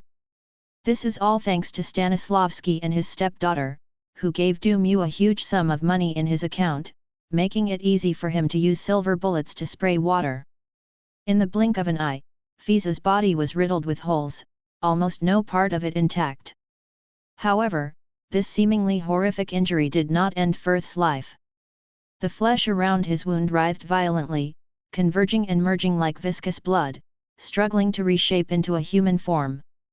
What kind of monster is this? Even the seasoned blade couldn't hold back any longer. How could such an injury be repaired? How could they possibly fight like this? On the contrary, Mew's eyes gleamed with excitement. He clearly saw that under the Gatling gun's frenzied fire, the conspicuous red health bar above Fee's head had indeed been reduced by a small amount. This means that Fes is not truly immortal. As long as the damage is sufficient, he can be slowly worn down and killed. Now that their health bars are showing, things will be much easier. Mew's lips curled into a smile, and the Gatling gun roared even more violently, continuing to suppress the struggling Fes. Under the baptism of the metal storm, Fes's body trembled violently, breaking apart, reforming, and breaking apart again, in an endless cycle. The silver bullets accumulated inside his body probably weighed several kilograms. Blade, standing to the side, felt a pang of heartache watching the scene unfold, pondering whether he should find a way to dig out and recycle these silver bullets after the battle. Asshole! Fees roared angrily amidst the hail of bullets. Having obtained the power of the blood god, he was actually suppressed by a human. It was an utter disgrace. He forcefully activated his power, and the speed at which his flesh and blood fused together suddenly accelerated, allowing his shattered body to barely coalesce into a rough human shape. Although his body was still riddled with bullet holes and his flesh had not fully healed, he had regained his mobility. Damn humans! I'll drain your blood! Fees roared, ignoring the Gatling gun's continuous bombardment. His figure transformed into a bloody shadow, charging towards Mew at an astonishing speed. In his view, as long as he could get close, this fragile human would be at his mercy. With this thought in mind, a sinister smile appeared on Fee's face as he lunged at Mew with his claws. Seeing Fes charging towards him, Mew smiled. Thai boxing warning. The Gatling gun in Mew's hand disappeared instantly. His right forearm suddenly retracted, and a fierce and sharp elbow strike, like a heavy hammer, slammed solidly into Firth's face. Bang! A dull thud. Fee's face instantly caved in and deformed, and shattered teeth mixed with blood gushed out of his mouth. Before Fei could recover, Mew strode forward, gripped the back of his head tightly with both hands, and raised his left knee, aiming for Fei's crotch, delivering a merciless knee strike. Ah! Fes let out an unprecedented scream. Despite the many weaknesses of vampires, as a vampire, Faith is first and foremost a male, giving him an inherent weakness that female vampires have. With his most vital parts severely injured, Faith's body went limp, and his eyes gradually became vacant. Mew wouldn't let this opportunity to kick a man when he's down slip away, so he unleashed a series of ferocious knee strikes on the same spot. Thud! Thud! Thud! Thud! The series of rapid impacts, along with Fears's increasingly piercing screams, sent chills down Blade's spine. Who is the real villain here? Finally, I've reached 60,000 words. It wasn't easy. My new book is on its way, and I still need the support of all you big shots. Please continue reading. Please vote. Please add to your favorites. I'll give you anything except razor blades. End of this chapter. Chapter 29 Upgrade. Chapter 29 Upgrade. Under Mew's relentless and deadly blows, Fes was in excruciating pain. He struggled to resist, but found that Mew's strength was astonishing, and he could even be firmly suppressed by Mew, who had obtained the power of the blood god. Is this guy even human? Fes roared inwardly, but the excruciating pain and his weakness left him helpless. Although the power of the blood god granted him an almost abnormal self-healing ability, it only had a limited effect on improving his basic physical strength, making him at most slightly stronger than Blade. Facing a pure numerical monster like Mew, Fes couldn't gain any advantage at all. What alarmed him even more was that as his body continued to heal and repair those wounds, he clearly felt that the power of the blood god within him was gradually decreasing. If this continues, his blood god power will be exhausted sooner or later. Gotta get out of here. Unconsciously, the idea of running away arose in Firth's mind. As long as I escape and absorb enough fresh blood, my blood god power will recover and become even stronger. It won't be too late to come back and crush this damned human then. Another characteristic of the blood god's power is that the more blood it absorbs, the stronger it becomes. That's why Faith drank the blood of those vampire minions at the start of the game. Otherwise, do you really think he likes Akaishi? Thinking of this, a ruthless glint flashed in Fiza's eyes. Click! He endured the excruciating pain in his groin and, with a sudden burst of strength, snapped his own neck. Taking advantage of the momentary opening created by his self-harm, he immediately broke free from Du Mu's grip.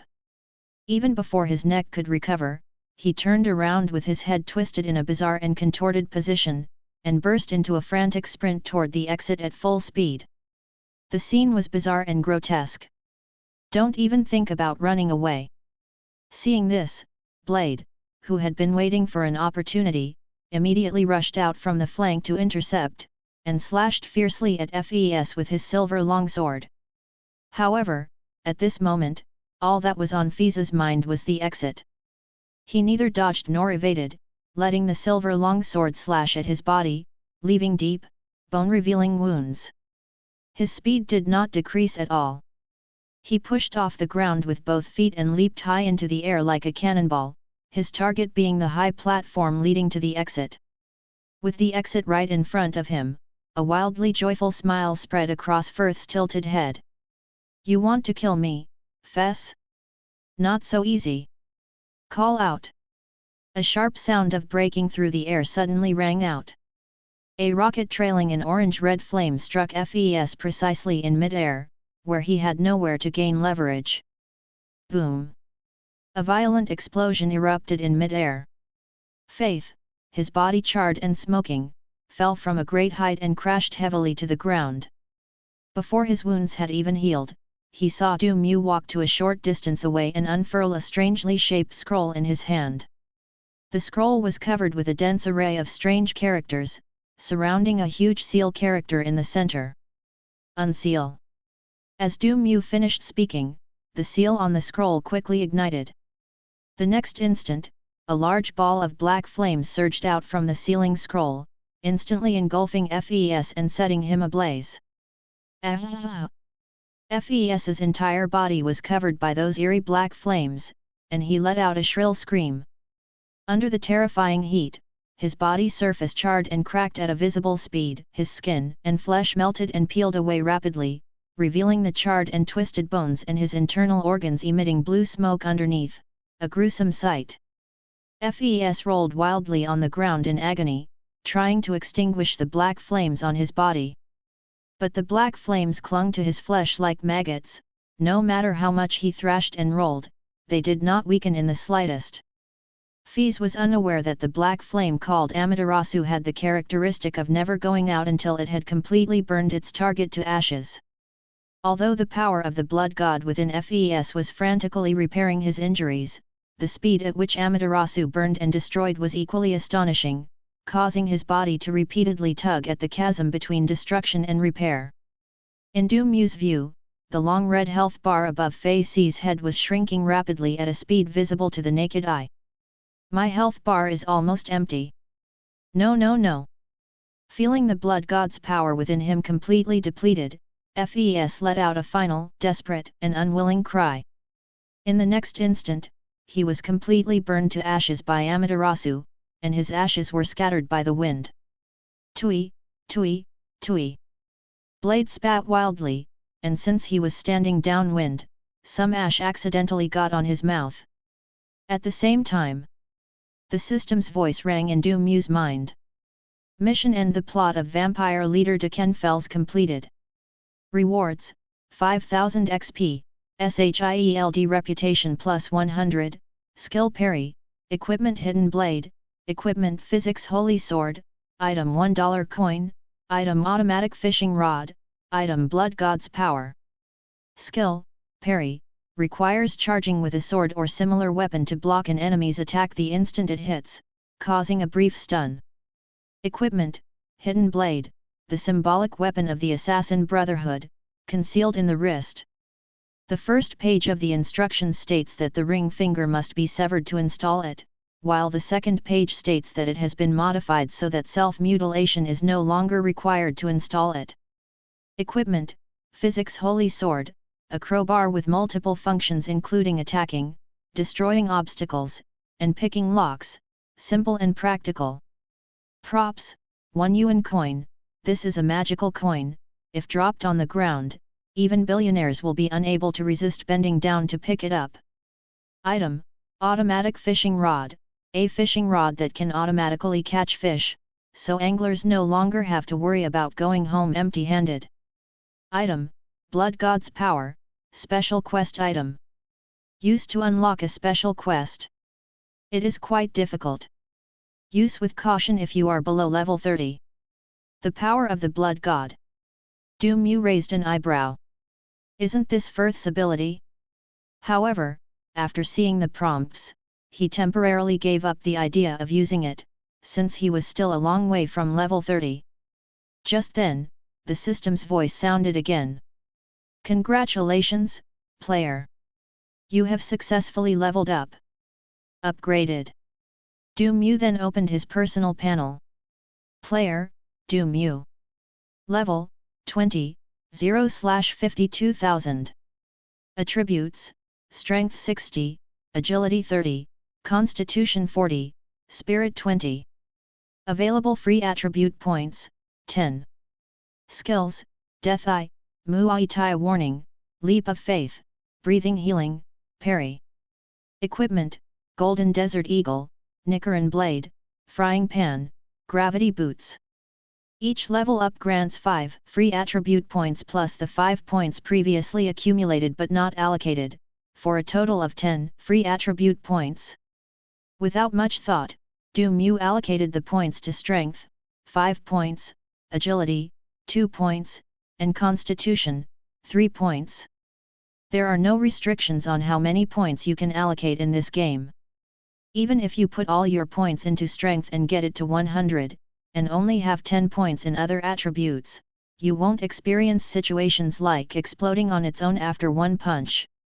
In previous missions, Mew also obtained some free attribute points, which he almost all added to the 3 core attributes, Strength, Agility, and Constitution. Strength is what he pursues, agility can be achieved with the Grim Reaper's Eye, and physical fitness is for a higher survival rate. After all, living in the free United States, where there is always the risk of gunfights or even nuclear attacks, one would feel really insecure if one's physical condition wasn't good. As for the spirit attribute, Mew has not yet discovered its function, and has not added any more points after reaching 20. After Mew finished assigning the attributes, the system's voice sounded again. Your SHIELD reputation has reached its limit. You can receive an identity advancement quest from NPC Nick Fury. Please keep reading. Please vote with monthly tickets. Please recommend. Please comment. I'm begging you on my knees. End of this chapter. Chapter 30, Are SHIELD and Hydra no longer distinguishing between each other? Chapter 30 Are SHIELD and Hydra no longer distinguishing between each other? Great, great, 3 happy events in one day. Mew was in a great mood, this FES was truly a lucky star. If this guy hadn't already vanished into thin air, he would have invited him to the beach for a nice sunbath. After all, her face is so pale, it's obvious she's severely anemic. Getting more sun exposure would definitely be good for her physical and mental health. Blade walked over and asked Mew, "Is Fei Si dead?" Mew said, "If he doesn't have a second stage, then he should be completely trapped." A barely perceptible hint of regret flashed across Blade's face. "It wasn't that I felt sorry for Fei's, but rather that I hadn't had time to dig those few kilograms of silver bullets out of his body." Blade wisely chose to remain silent in the face of the eerie black flame that was devouring Fes. Everyone has their own secrets, and there's no point in delving into them. Now that Fes is dead, it's time for me to leave too. Blade sheathed his silver longsword, put on his sunglasses, and resumed his cold demeanor. NPC Eric Brooks has left your party. The system prompt sounds. Mew didn't pay any attention, but asked curiously, "Where are you going?" "Let's add each other as friends, maybe we can team up in the future." To be honest, Mew and Dao Feng have had a pretty good time teaming up these past few days. It's rare to find teammates who are willing to give up kills like this. Blade had clearly gotten used to Mew's way of speaking, and his mind automatically translated it into a meaning he could understand. "I don't need your contact information. I plan to go to other cities and continue hunting down those vampire bastards hiding in the shadows." Blade paused, his voice low and firm. "Besides that, I also need to find my mother. There are some things I must ask her in person." Mew scratched his head guiltily. "Okay, then good luck." SHIELD Headquarters, Director's Office. Nick Fury rested his chin on his hands, fingers interlaced, with a serious expression. "You mean, I sent you to investigate missing persons cases, and you discovered that the cases were related to legendary vampires, and incidentally wiped out the vampire forces in New York City. And in the process, you discover that the vampire leader has performed a mysterious ritual in order to obtain the so-called power of the blood god, attempting to lead the vampire clan to dominate the earth. In the end, it was you who intervened in time to stop him, thwarted the vampire's plot, and saved human peace." Mew gave a thumbs up, as expected of the bureau chief. "Your summary is insightful and to the point." Nick Fury. He was momentarily at a loss for words. A missing person case has somehow uncovered so many earth-shattering events. The most outrageous thing is that when he learned about the incident, Mew had already taken care of the whole thing.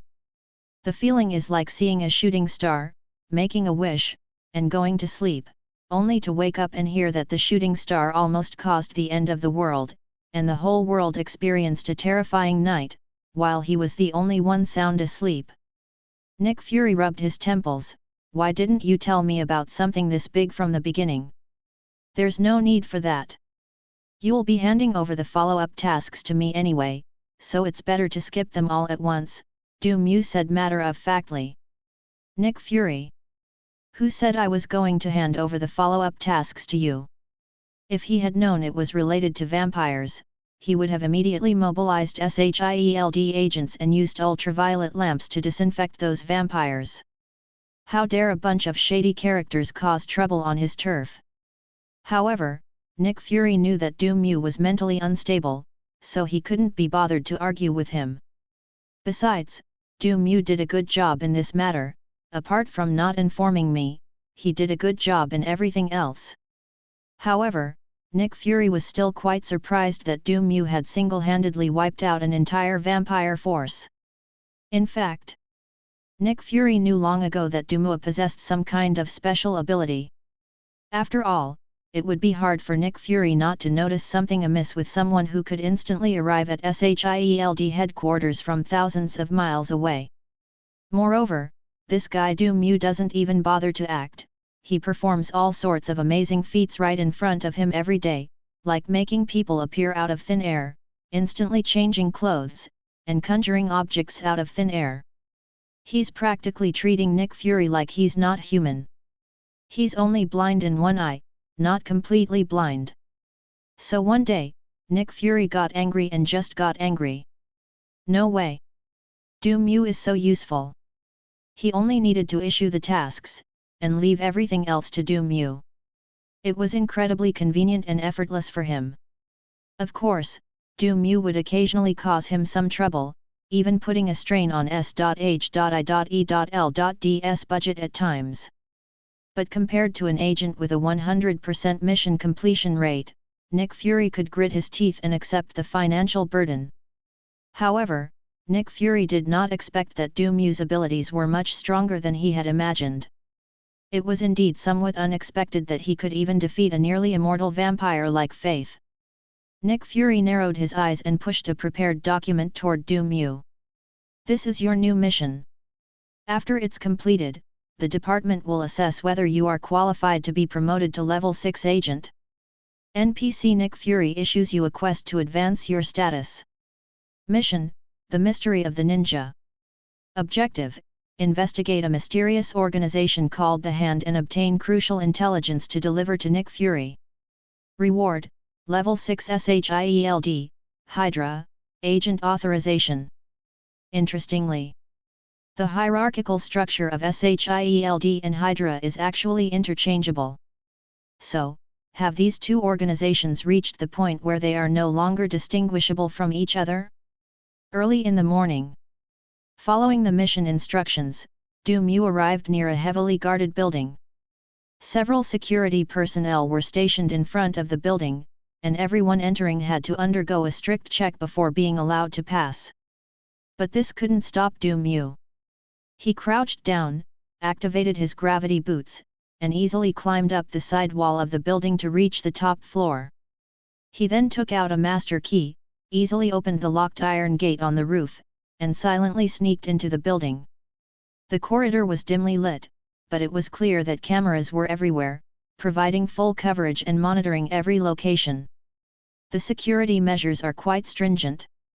Du Mu remained calm and pulled out a cool-looking mobile phone from his game inventory. Props: hacker's phone, from a top hacker, capable of easily hacking into most electronic systems. Du Mu used this hacker phone to successfully hack into Pierce's office system. If even a defense system of the shield level can't stop it, then the system of this commercial building is naturally no problem. With a few swift taps on the screen, Du Mu successfully hacked into the building's surveillance system, replacing the live feed with looping clips. What a perfect infiltration! Du Mu's lips curled up slightly, quite satisfied with his performance. Let's see who dares to say I only know how to use Mewtwo attacks from now on. However, he had only taken a few steps forward when he heard a sudden, urgent alarm sound. Interspersed among these were exclamations from security personnel. Damn it, someone broke into the building. Du Mu! Please, I beg you. End of this chapter. Chapter 31 Attorney Matt, read my eyes later. Chapter 31 Attorney Matt, read my eyes later. Upon hearing the security personnel shout, Du Mu thought he had been exposed. However, the footsteps did not approach his area, but instead moved away to the other side of the building. It seems that someone else has also broken into the building. Are there any masters? Du Mu was slightly surprised, but the current chaos actually provided him with a convenient opportunity. Taking advantage of the building's security forces being diverted, Du Mu swaggered toward a target office and once again pulled out his master key to unlock the door. He quickly scanned the room, his gaze soon settling on a seemingly ordinary mural on the wall. In his field of vision, the edges of the mural were emitting a faint white glow that indicated it was interactive, a typical quest trigger marker. I just love games that don't require me to think. Du Mu immediately stepped forward to inspect the mural. Sure enough, he soon discovered a hidden compartment behind the mural, which contained a small safe. Du Mu used the master key to open the safe. Inside, there were some notebooks neatly arranged, the proper kind, you know. The quest items are easily obtained. Du Mu stuffed all the ledgers into the game's inventory and turned to leave. Just then, footsteps came from the office doorway. Du Mu looked in the direction of the sound and saw a familiar red figure standing in the corridor. It was Matt, dressed in Daredevil's uniform. Hey, isn't this Attorney Matt? Long time no see, you're out for a walk in the middle of the night too. Du Mu greeted him casually. Matt, who would come for a walk in a place like this in the middle of the night? Matt clearly hadn't expected to run into Du Mu here again, and his expression instantly turned serious. He took a deep breath and said in a deep voice, please hand over the ledgers you just received. They are important evidence of the Hand's crimes and cannot be taken away by you. Don't you even know what first come, first served means? Du Mu curled his lip. Besides that, what use is an account book to a blind man like you? Can you even read the words on it? Okay. Matt nodded. Du Mu didn't believe it, so he took out a pen from the game inventory and wrote a few words on his hand. Then tell me what words are on my hand. Do not know. And you still say you can see the words. What you wrote on your hand is I don't know. Matt was speechless. This person must be out of their mind. Du Mu was also surprised. Matt's perception ability was too outrageous. He could even see words. He looked at the other man with suspicion. Attorney Matt, are you really blind or just pretending? You're not one of those perverts who pretends to be blind to teach people to play the piano while actually peeping at girls changing clothes, are you? How did this turn into a perverted topic again? Matt's lips twitched involuntarily. Now can you give me the ledger? This evidence needs to be handed over to the police. No. Du Mu decisively refused, cheerfully saying, handling it over to the police is too much trouble, with so many procedures. It's better to just hand it over to our SHIELD, a professional team that's highly efficient. SHIELD. Matt quickly searched his memory and confirmed that he had never heard of any official law enforcement agency with that name. However, judging from Du Mu's crazy behavior, this organization called SHIELD is obviously not a legitimate organization. Matt was about to retort. Suddenly, his keen ears caught a very subtle change. The next moment, more than a dozen figures dressed in black ninja outfits emerged from the shadows and silently appeared in various corners of the corridor, surrounding Du Mu and Matt at the office door. It's you again, Daredevil. How dare you provoke the hand time and time again? This time you're dead. The lead red ninja's voice was icy cold. Suddenly, he swung his right hand, sending several shuriken flying straight at Matt. Matt reacted extremely quickly, dodging the attack with a difficult sideways movement. Without hesitation, the red ninja drew his katana from his back and charged at Matt with a low growl. In an instant, the two clashed, producing a fierce fighting sound. Meanwhile, Du Mu was also surrounded by several black-clad ninjas wielding samurai swords. Their sword-wielding postures were steady and powerful, and their eyes were sharp. They were clearly all masters of swordsmanship. Du Mu pulled out a watermelon knife with his left hand and said coldly, "Don't blame me for not warning you, I know Kung Fu." The ninjas surrounding him had indifferent eyes and ignored his words. They moved with incredible speed, rushing forward simultaneously. Several chilling blades flashed, slashing ruthlessly at Du Mu's vital points from different angles. Even martial arts masters would be defeated by their combined attack. Boom, boom, boom, boom. Gunshots rang out, and 4 ninjas fell to the ground. Du Mu blew away the white smoke from the muzzle of the gun and shook his head. "I warned you a long time ago." Seeing this, the other ninjas froze. "Is this what you call Kung Fu?" But the ninjas showed no fear, and without slowing down, they charged towards Du Mu with their samurai swords, fearless of death. Unfortunately, no matter how fast they were, they couldn't match Du Mu's American-style Iaijutsu. Boom! Boom! Boom! Boom! Du Mu raised his golden desert eagle and fired a series of shots, sending these sword masters packing. In less than a few seconds, only the red-clad ninja remained on the field, locked in a fierce battle with Matt. He caught a glimpse of the corpses of his comrades piled up at Du Mu's feet out of the corner of his eye, and a flash of anger crossed his eyes. "Baka Yara! I'll make you shine!" The red-clad ninja uttered his native tongue, disregarding his entanglement with Matt, and suddenly turned around, gripping his katana tightly with both hands, charging straight at Du Mu with astonishing speed. Boom! Du Mu raised his hand and fired a shot. However, the red-clad ninja swiftly twisted his wrist, holding his katana horizontally in front of him, and the bullet was deflected by the blade. Du Mu was somewhat surprised, but did not continue firing. He gripped the watermelon knife in his left hand, watching the red-clad ninja charge at him with the knife raised. Naisuna. The red-clad ninja raised his samurai sword high with both hands and, with all his might, slashed down at Du Mu's head. Just as the blade was about to fall, Du Mu suddenly raised the watermelon knife in his hand. Parry. Clang. The blades of the watermelon knife and the samurai sword clashed fiercely, producing a crisp and loud metallic clang. The red-clad ninja felt a powerful recoil coming from the hilt of his sword, causing him to stagger backward uncontrollably. His body then entered a strange, stiff state, rendering him unable to move.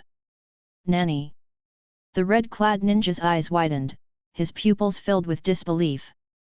Before he could even regain his footing, a watermelon knife flashed past and chopped his head off to the ground. Matt tried to speak up to stop them, but it was too late. "You're killing someone again." Matt's voice was low and his face was grim. Du Mu gave him a disdainful look. "What I did was self-defense. Do you even know the law, Attorney Matt?" Matt. After taking down the red-clad ninja, Du Mu saw another group of black-clad, masked ninjas emerge from the end of the corridor, wielding samurai swords and charging menacingly towards them. Du Mu's expression turned solemn, and he shielded Matt in front of him. "Attorney Matt, there are too many of them. Just watch my eyes and we'll split up." Matt. Before Matt could react, Du Mu gave him a wink, then turned and ran. Anyway, the look has already been given. Whether Matt can see it or not is none of his business. Please read on. Please vote. Please add to your favorites. Please comment. End of this chapter. Chapter 32 Great Memory Restoration Technique. Chapter 32 Great Memory Restoration Technique. Du Mu ran away quickly, leaving Matt alone in the middle of the corridor, facing a group of menacing ninjas. "This bastard!" Matt cursed inwardly and immediately assumed a fighting stance.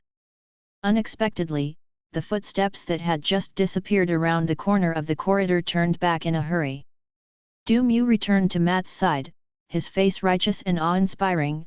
"Attorney Matt, I've thought about it carefully, and I still can't bring myself to abandon my comrades and escape alone, so I've decided to come back and fight alongside you."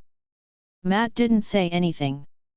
Because in his perception, another group of ninjas emerged from around the corner, forcing Du Mu to return. Ninjas on both sides approached the two step by step from both ends of the corridor. When they were only about 5 meters away from them, all the ninjas suddenly stopped in unison. The crowd parted like a tide, and a sexy woman walked out from among them. She was wearing a striking red ninja outfit with a slit that went almost up to her waist, perfectly showing off her 2 long, muscular legs. The female ninja glanced at Du Mu and Matt and said coldly, "Hand over the ledger, and we might consider leaving you with a whole corpse." Matt exclaimed in surprise, "Your voice sounds a lot like my ex-girlfriend's." Female ninja. Du Mu. Bushgoman, that's such an old-fashioned way to start a conversation. What ledger? We've never seen it. Du Mu denied it outright, and promptly dragged Matt into the mess as well. "In that case, you may stay here forever." The female ninja snorted coldly, charged forward and stabbed Matt with 2 tridents. She didn't know why she chose Matt as her target, she just subconsciously felt like punching him. "Erica, it really is you." Matt used his extraordinary senses to dodge quickly, and this unique weapon further confirmed his suspicions about his opponent. Upon hearing the name, the female ninja frowned slightly, as if some deep-seated memories had been triggered. So she played even harder. Upon seeing this, Du Mu shook his head. "Isn't acknowledging an ex-boyfriend just asking for trouble? The best ex is the one who's dead." At the same time, the surrounding ninjas swarmed towards him. Boom! Boom! Boom! Du Mu decisively opened fire, instantly blowing the heads off several ninjas. The other ninjas reacted quickly, immediately throwing several smoke bombs to the ground. Dense smoke instantly filled the corridor, enveloping everyone. However, the smoke did not hinder the ninjas' movements, instead, it became their cover. They skillfully blended into the smoke, their figures becoming blurred, and approached Du Mu's position swiftly like ghosts, intending to launch an attack from within the smoke. Just as a ninja in black stealthily approached Du Mu, drawing his shuriken in preparation for attack. A gun-wielding arm suddenly pierced through the smoke, the muzzle pointed precisely at his forehead. "Hey bro, wanna buy some cheats?" Boom! Gunshots rang out, and the ninja fell to the ground. Du Mu can see the red markers for all ninjas on the minimap. Even with obstructed vision, he could easily pinpoint the locations of these ninjas who thought they were perfectly hidden simply by using the minimap to determine their approximate positions. The ninjas' cautious movements actually made it easier for Du Mu to aim. Boom! Boom! Boom! Boom! Du Mu stared at the red dot on the minimap, raised his gun, and unleashed a burst of fire into the smoke. Each gunshot was accompanied by the disappearance of a red dot on the map. It was truly not an act. As the smoke slowly dissipated, the ground was littered with the corpses of the ninjas, who probably went on a rampage reporting Du Mu after they died. Meanwhile, Matt was struggling. Because he recognized his ex-girlfriend Erica, Matt was filled with apprehension and his actions were restricted, leaving him only able to passively block and dodge.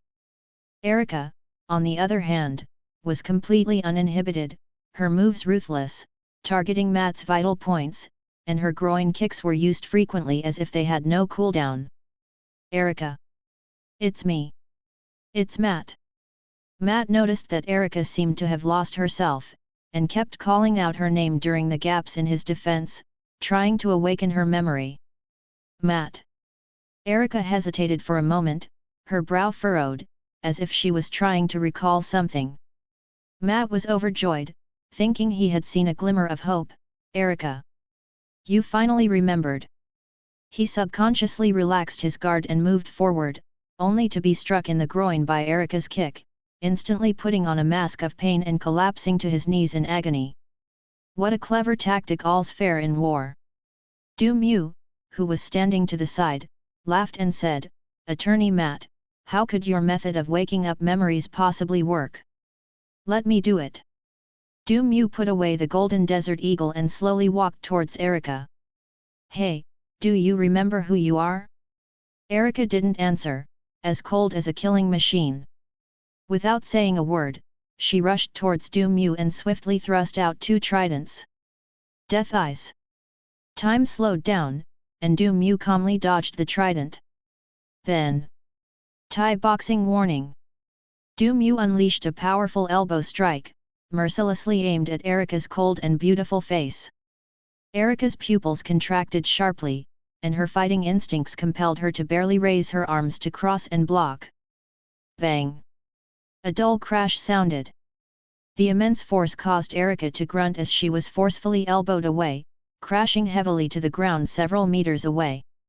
But Erica was a top-notch assassin after all, and she quickly got up with a somersault. However, her crossed arms became noticeably red and swollen, and what she found even more unbearable was that clear bruises and swelling quickly appeared on half of her cheek. A hint of anger rose in his eyes, which had been as cold and ruthless as a machine. It turns out that even if all the past is forgotten, certain aspects of a woman's nature remain deeply ingrained. Go to hell! Erica, like an enraged female leopard, charged forward again without hesitation, delivering a powerful whip kick to Du Mu in mid-air. Du Mu reacted extremely quickly, raising his arm to block the whip kick, and then grabbed Erica's ankle, forcefully throwing her against the wall beside him. Boom! Erica slammed heavily against the solid wall with a dull thud, feeling as if her internal organs had been impacted. Before she could catch her breath, Du Mu's offensive descended like a storm. As a top assassin, Erica's physical attributes and combat skills are first-rate. Unfortunately, she ran into Du Mu, who was a total jerk. With the help of the skills Death Eye and Muay Thai warning, as long as he doesn't encounter some ridiculously difficult monster mechanics, Mew can easily crush all enemies with lower stats than himself.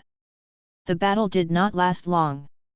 Under Mew's fierce offensive, Erika gradually lost her ability to fight back and was finally hit in the abdomen by a powerful hook punch from Mew, completely losing her fighting ability and collapsing to the ground. Mew stepped forward, grabbed Erika by the collar, and lifted her up by the waist. "How about it? Have you remembered anything?" Erika didn't answer, but stared at Mew with eyes full of murderous intent and anger, as if she wanted to devour him alive. Bang! Without the slightest hesitation, Mew delivered another heavy punch to Erika's already swollen cheek. Then he asked again, "And now?" "Still can't remember." Erika gritted her teeth and continued to stare defiantly. Bang! Another heavy punch landed on his face. "Remember it quickly." "I'm going to kill you." Bang! "Do you remember it?" "I remember now. My name is Erika. I remember everything." After what seemed like the umpteenth punch, Erika finally called out her name. The chaotic fragments of memory in her mind seemed to be forcibly pieced together, and she gradually remembered everything. Matt listened in stunned silence. This isn't about awakening memories, it's clearly about extracting a confession through torture. Thank you so much to Reader 2006 for the generous donation. Thank you so much. End of this chapter. Chapter 33 The Failed Man. Chapter 33 The Failed Man. Thanks to Mew's great memory restoration technique, Erika finally regained all her memories. But the price was that Erika's face was swollen like a pig's head, a truly horrific sight. Matt felt heartbroken upon seeing his ex-girlfriend in such a miserable state. He endured the pain and limped over to Erika's side. "Erika, it's me." Bang! Erika delivered another groin kick, sending Matt crashing to his knees once more. After regaining her memories, Erika's temper was clearly more fiery than when she had amnesia. "I was even angrier when I felt like I'd been beaten to a pulp." But she couldn't beat Mew, so she vented her anger on her ex-boyfriend Matt. So what exactly did Matt do to make his ex-girlfriend act so ruthlessly? Mew was filled with curiosity. He couldn't help but reasonably suspect that it might be related to Matt's overly sensitive constitution. After kicking Matt hard, Erika seemed to have vented some of her anger and calmed down a bit. With a huge pig's head on her head, she coldly uttered a sentence. "The hand has its eyes on you. You'd better watch out." After saying that, Erika turned and left without looking back, completely ignoring Matt's reluctant expression. Mew completely ignored Erika's reminder. "It's just an ordinary ninja organization. Since you don't know how to form hand seals or have colored contact lenses or tattoos, what's there to worry about? You did a good job, Agent Mew." Nick Fury sat behind his desk as always, much like an NPC who never moves in a game. He opened the drawer, took out a new ID and a stack of documents, and pushed them over. "Your level 6 agent clearance has been activated. This is your new credentials and corresponding clearance description. Remember, level 6 means you have access to more classified information, but it also means you will bear greater responsibility. Mission: The Mystery of the Ninja completed. Reward: Level 6 SHIELD, Hydra, Agent Qualification. Your SHIELD, Hydra, privileges have been upgraded to level 6. New feature modules unlocked. Feature 1, the exploration system has been upgraded. A new function to view NPC basic panel has been added. Function 2, the morality system is now activated. Detection system, you can now view basic information about NPCs. Moral system, players have a certain probability of gaining justice or sin points when completing specific goals or tasks. Justice and sin points do not cancel each other out. Each time Mew's identity and privileges are upgraded, more special functions can be unlocked or upgraded in Mew's game system. For example, the map teleportation, minimap enemy marking, and auto pickup that he frequently uses are conveniences brought about by his previous promotions. Now, the system has been upgraded again, bringing 2 new features. Mew already had basic detection capabilities. Previously, he could usually only see the names and titles above NPCs' heads. The upgraded detection system now allows him to see more basic information. He immediately used his detection ability on Nick Fury in front of him. NPC, Nick Fury. Identity, Director of SHIELD, Level 10 SHIELD Agent. Fav ability, 50. Evaluation, one of the undercover agents hidden within Hydra, nicknamed, Meowth. Mew. Just how thoroughly has Hydra infiltrated SHIELD? Mew was speechless and turned his attention to another newly unlocked morality system. This feature is not common in games, and it's unclear how exactly the justice and sin values are obtained. Mew thought about it and decided to find a place to experiment. After leaving SHIELD headquarters, Mew returned to New York City and deliberately chose a neighborhood with relatively chaotic security. Before long, he found his target in a quiet back alley. A young black man dressed in hip-hop style. These typical black thugs have a spawn rate as high as 60% in the alleys of some chaotic neighborhoods in New York, and their equipment drop rate is frighteningly high, far exceeding that of other countries.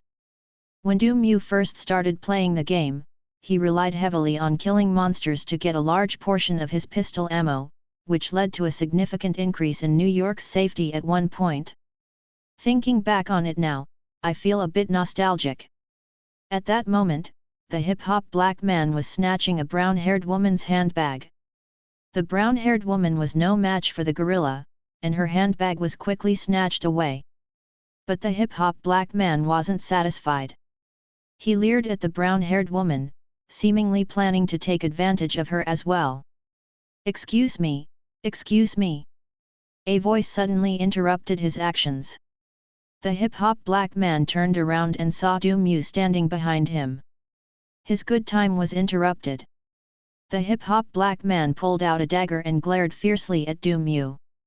"Hey Asian, you're pretty handsome, what's up?" The hip-hop black man's voice trembled as he looked at the golden desert eagle perched on his forehead. "Fuck, I've run into a tough guy." Mew, holding up the golden desert eagle, said coldly, "Give the bag back." "Okay, okay." The hip-hop black man didn't dare refuse and quickly returned the handbag to the brown-haired woman. Preventing a crime earns you plus 0.01 justice points. As expected, it was pretty much as Mew had imagined. Since it's a game with a superhero theme, the justice value is most likely related to things like fighting crime. The justice score is a bit low, and I don't know what it's good for. "Can I go now?" the hip-hop black man asked tentatively. "No." Mew pointed to the brown-haired woman's handbag, "Now take the bag." Brown-haired woman. Hip-hop black guy. "Dude, are you crazy?" The hip-hop black man felt like he had encountered a madman. But under the threat of a gun, he had no choice but to comply and snatch the brown-haired woman's handbag again. "Give the bag back." Hip-hop black man. "So, do you want me to take it back or give it back? You've confused me so much." If he hadn't been pointed at by the gun, the hip-hop artist would have definitely given Mew a few lines of rap. The hip-hop black man returned the bag once again, but this time his justice score didn't increase. Mew immediately lost interest. It seems there's no way to exploit the bug to farm justice points. Just then, a figure suddenly descended from the sky and landed on the fire escape ladder on the side of the alley. "It's so lively here, are you having some kind of secret party? How about I join?" Mew looked up and saw a strange fellow wearing a red sleeveless hoodie, blue sweatpants, and goggles made from the lid of a telescope bucket. On the other person's clothes was a simple spider pattern. "This outfit looks strangely shabby." Mew investigated it. NPC, Peter Parker. Codename, Spider-Man. Fav ability, 10. Evaluation, a representative figure of the saying the rich rely on technology, the poor rely on mutation, an uncle killer, and a failed man. This comment seems rather miserable. Du Mu sensed the overwhelming aura of a loser emanating from Peter and instantly concluded that the other belonged to the latter category of poor people rely on mutation. Miserable, a loser. This was Du Mu's first impression of Peter. Spider-Man. Help me. This guy's a lunatic. The hip-hop artist recognized Peter as a recently emerged street hero and immediately shouted for help. He'd rather be arrested and taken to the police station by this Spider-Man than die at the hands of this madman, Du Mu. Actually, Peter wasn't late. He witnessed the hip-hop black man snatching the brown-haired woman's handbag and knew that this hip-hop black man was no good. As for Du Mu, Peter considered him a passerby who stood up for what was right. Although his behavior was a bit strange, he did stop the violence of the hip-hop blacks. Logically and emotionally, Peter would naturally lean more towards Du Mu's side. Of course, Black Lives Matter, and Peter, as a hero, couldn't just stand by and do nothing. Peter advised, "Brother, calm down, put down your gun. Killing won't solve the problem." Du Mu narrowed his eyes, "But we can solve the problems of those who create them." Peter was slightly startled. That statement seems to make no mistake. Please continue reading. Please vote with monthly tickets. Please add to your favorites. End of this chapter. Chapter 34 Shocking. Billionaire goes to the toilet in public. Chapter 34 Shocking. Billionaire goes to the toilet in public. Peter snapped out of his daze and quickly said, "Killing is wrong. We can hand him over to the police and let the law judge him. Besides, you'll go to jail for murder. It's not worth it for this bastard." "Yes, yes, yes. Please don't go down the path of crime because of me," the hip-hop black man quickly echoed. Du Mu put down his pistol and shook his head, saying, "You have a deep misunderstanding of me. I'm not a murderer, so why would I fire a gun randomly?" Peter breathed a sigh of relief upon seeing this. It seems like the other party is quite easy to talk to. Just as Peter was thinking this, Du Mu suddenly raised his foot and delivered a precise family planning kick between the legs of the hip-hop black man. Ah! The hip-hop black man's eyes bulged out, and he immediately covered his groin and let out a shrill howl. Red and yellow liquids instantly seeped out of his crotch. He'll probably never be able to use the men's restroom again for the rest of his life. Peter instinctively squeezed his legs together and swallowed hard. "I know he was planning to assault that lady, which makes you very angry, but isn't this a bit too much?" Du Mu said calmly, "Oh no, I'm just annoyed that he insulted me just now." "Peter, are you really that petty?" Peter jumped down the fire escape, grabbed the limp, hip-hop loving black man with one hand, and said, "Dude, I have to go. Nice to meet you. I'm your friendly neighbor, Spider-Man." Before he finished speaking, he shot a spider silk from his wrist into the air, which swung in the air like a swing and quickly disappeared. "Instead of going to the police station, we went to the nearest hospital." Peter was genuinely worried that if this hip-hop black guy didn't get treatment soon, he'd be meeting God before even seeing a judge. This isn't Spider-Man, it's more like a spider demon. Du Mu watched Peter's nimble figure leaping between the tall buildings and felt a little amazed. But what he was more curious about was how Peter managed to swing around in a place with sparse surrounding buildings. Where exactly is the spider silk stuck? The brown-haired woman retrieved her handbag and quickly thanked Du Mu, "Sir, thank you for saving me." "You're welcome." Du Mu smiled slightly, then raised the gun and pointed it at her. "Now that we're robbing you, please give me your handbag again, thank you." Brown-haired woman. Sin value plus 0.01. Du Mu walked out of the alley and casually tossed his briefcase aside. Combating crime earns you justice points, and conversely, committing crimes earns you sin points. However, he still couldn't figure out the specific functions of these two things. Mew was too lazy to ask the game system. It goes without saying that this artificial intelligence will definitely have to be made to explore on its own again. Oh well, things will work themselves out eventually. Mew did not dwell on this issue. The most important thing about playing games is having fun. At this moment, Mew suddenly received a call from Tony. Hey Mew, I'm planning a birthday party at my house. Want to come and join us? When? Tomorrow night at 10 p.m. Mew agreed without much thought. This was actually the first time he had ever received a party invitation from an NPC. Does this mean that the higher an NPC's favorability rating, the easier it is for them to interact with the player? Night. Mew arrived at Tony's seaside mansion. At this moment, the area outside the mansion was bustling with activity, with all sorts of luxury cars parked outside. Mew, the player, was itching to take a ride and wondered if he should drive one home later. Stepping into the mansion, the atmosphere became even more lively, with many stylishly dressed men and women dancing to energetic music. On the platform at the front, Tony, dressed in the latest model of armor, was drinking and dancing, or rather, swaying to the rhythm of the music. In short, the visuals are extremely offensive. Mew's eyes lit up, and he immediately said, "System, record it all for me and put it in a new album. Name it Teacher Tony's Don't Laugh Challenge. Camera mode is enabled." Mew admired Tony's dance moves and went to the table to the side to get some snacks. Suddenly, he noticed a familiar figure in the crowd and immediately walked over. "Widow, Joan of Arc." Mew greeted them indistinctly while eating his snacks. In front of him was a woman with long, wavy red hair and a good figure, wearing a leopard print dress. Of course, this person is not the previous female vampire.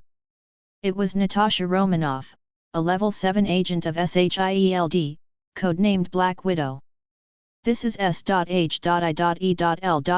top agent, their number 1 agent. Before Mew joined SHIELD, he was the only top agent who maintained a 100% mission completion rate, so he can be considered Mew's senior.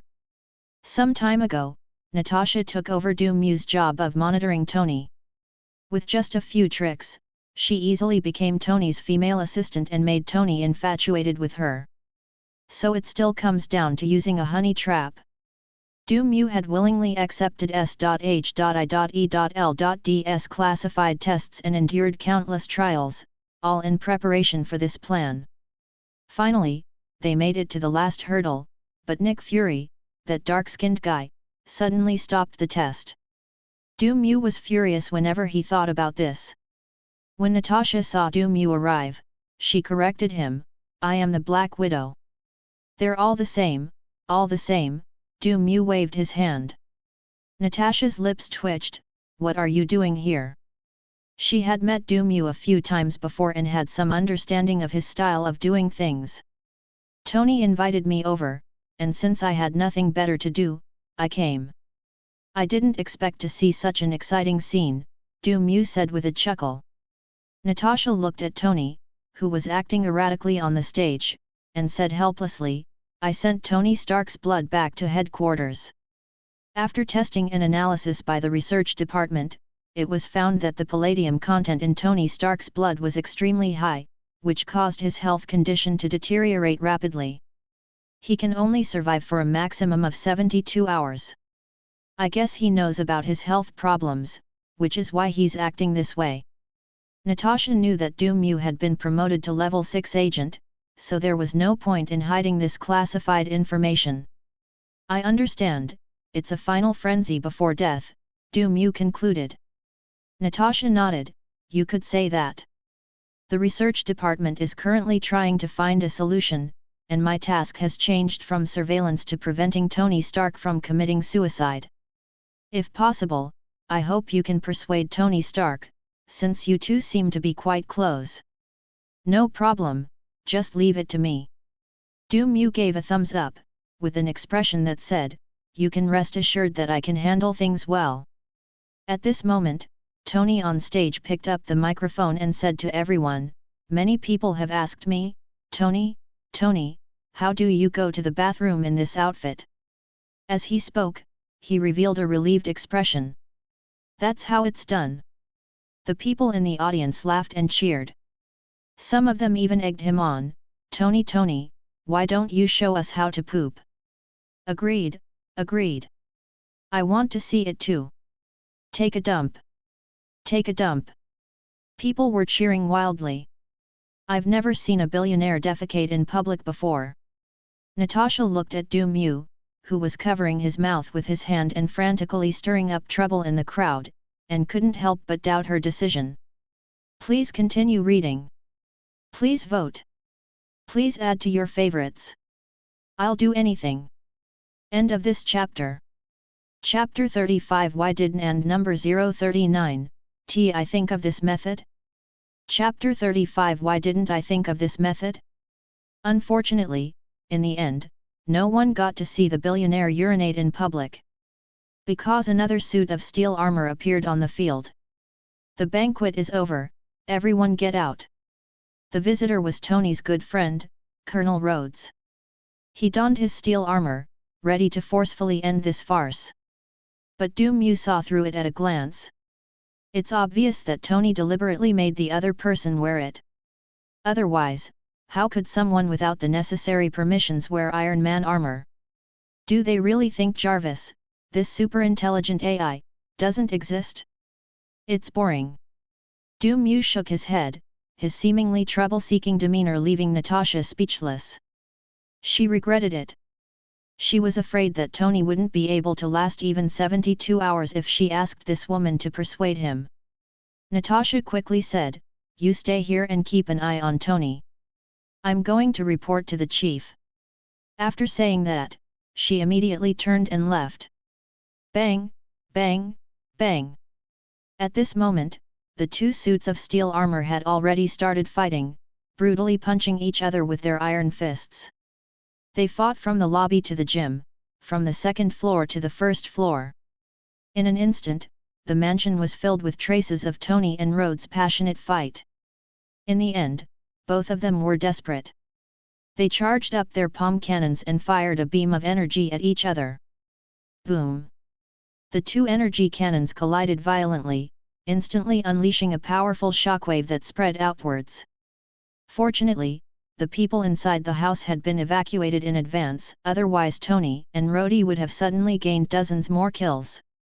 When the dust settled, Rhodes, wearing his silver steel armor, flew away without looking back, leaving Tony alone lying in the ruins.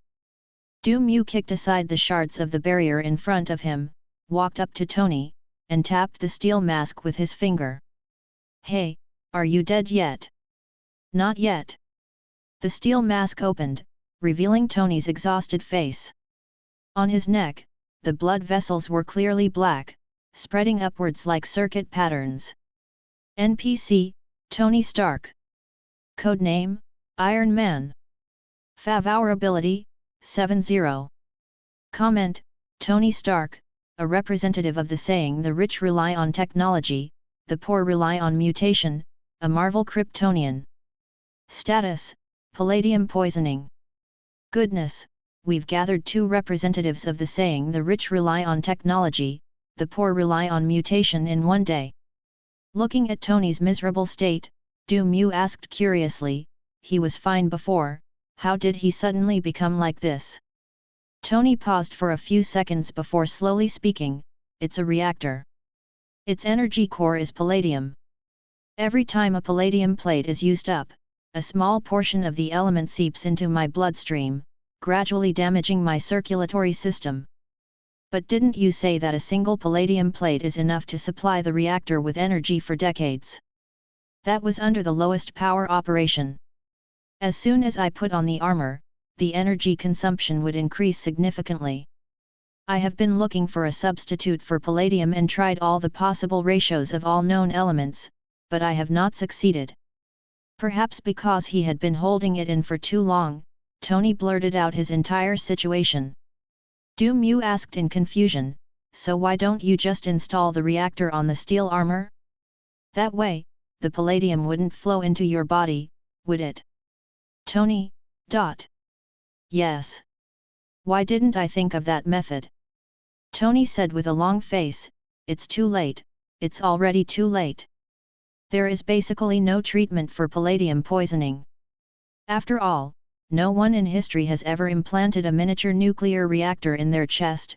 Tony Stark is arguably the first, and it wouldn't be an exaggeration to name the disease after him. It's just a poison buff, is it really necessary to act so desperately? As Du Mu spoke, he took out a bottle of eerily green potion from his game inventory. Item, antidote, can cure all poisoning conditions. Crafting materials include poison glands, seaweed, and coral. Before Tony could even ask a question, Du Mu opened the bottle cap directly, pried open Tony's mouth, and poured it in. Tony was too weak to resist and was forced to drink the thick, green liquid in the bottle. Damn it! What the hell did you give me to drink? Tony felt a strange smell rush to his head. The antidote, take a look for yourself. Du Mu pulled out a small mirror and held it up to Tony's face. Looking in the mirror, Tony was shocked to find that all the black lines on his neck had disappeared. At the same time, a long-lost sense of ease flowed through my whole body, as if a heavy burden had been lifted. Sir, the palladium level in your body has dropped to less than 1%, and the symptoms of palladium poisoning have disappeared, Jarvis's voice rang out at the opportune moment. It has disappeared. And it wasn't just a temporary relief, it completely cured me. Tony was somewhat incredulous.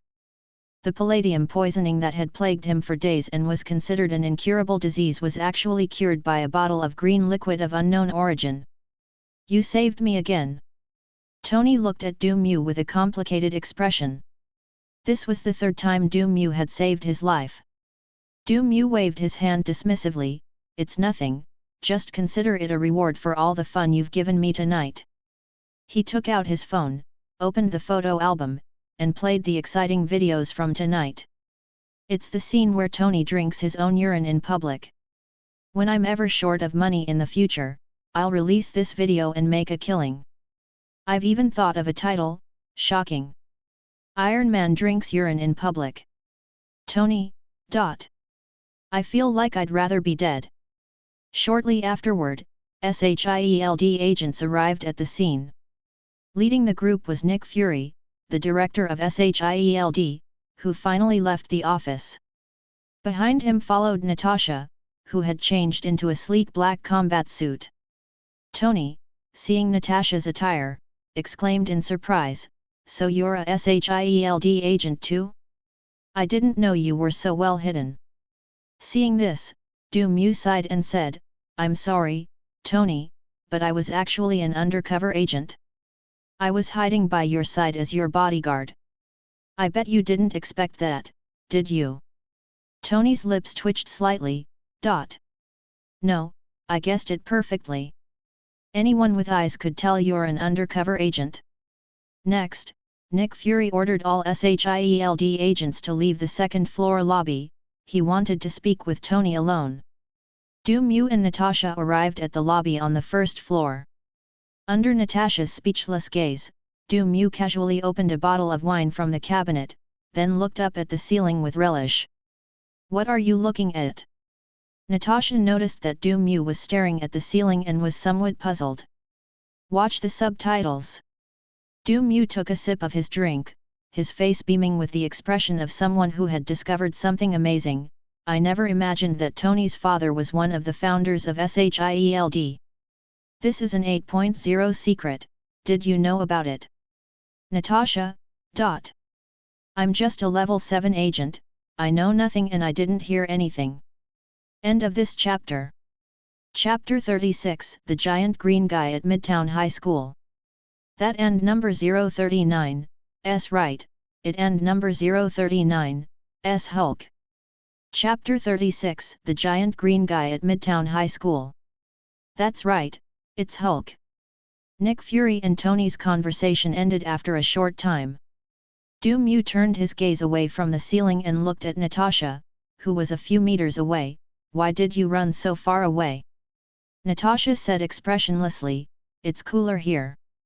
The blame lies with Du Mu, who acted like a translator, providing real-time updates on Nick Fury and Tony's conversation, revealing increasingly explosive content. Natasha was sweating bullets as she listened. She didn't want to be unjustly accused of eavesdropping on important secrets. Then, Nick Fury got down. Agent Romanoff, you will continue to monitor Tony Stark until Agent Coulson takes over. Nick Fury assigned Natasha a task, then turned to Du Mu. As for you, Agent Du Mu, I have a task for you.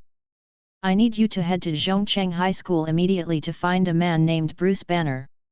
I just received word that General Ross is about to take action against him. Let me know as soon as anything happens. Finally, Nick Fury made a point of emphasizing this point to prevent Du Mu from repeating the same mistake he made before. NPC Nick Fury has given you a new mission. Mission: the Green Monster at Midtown High School.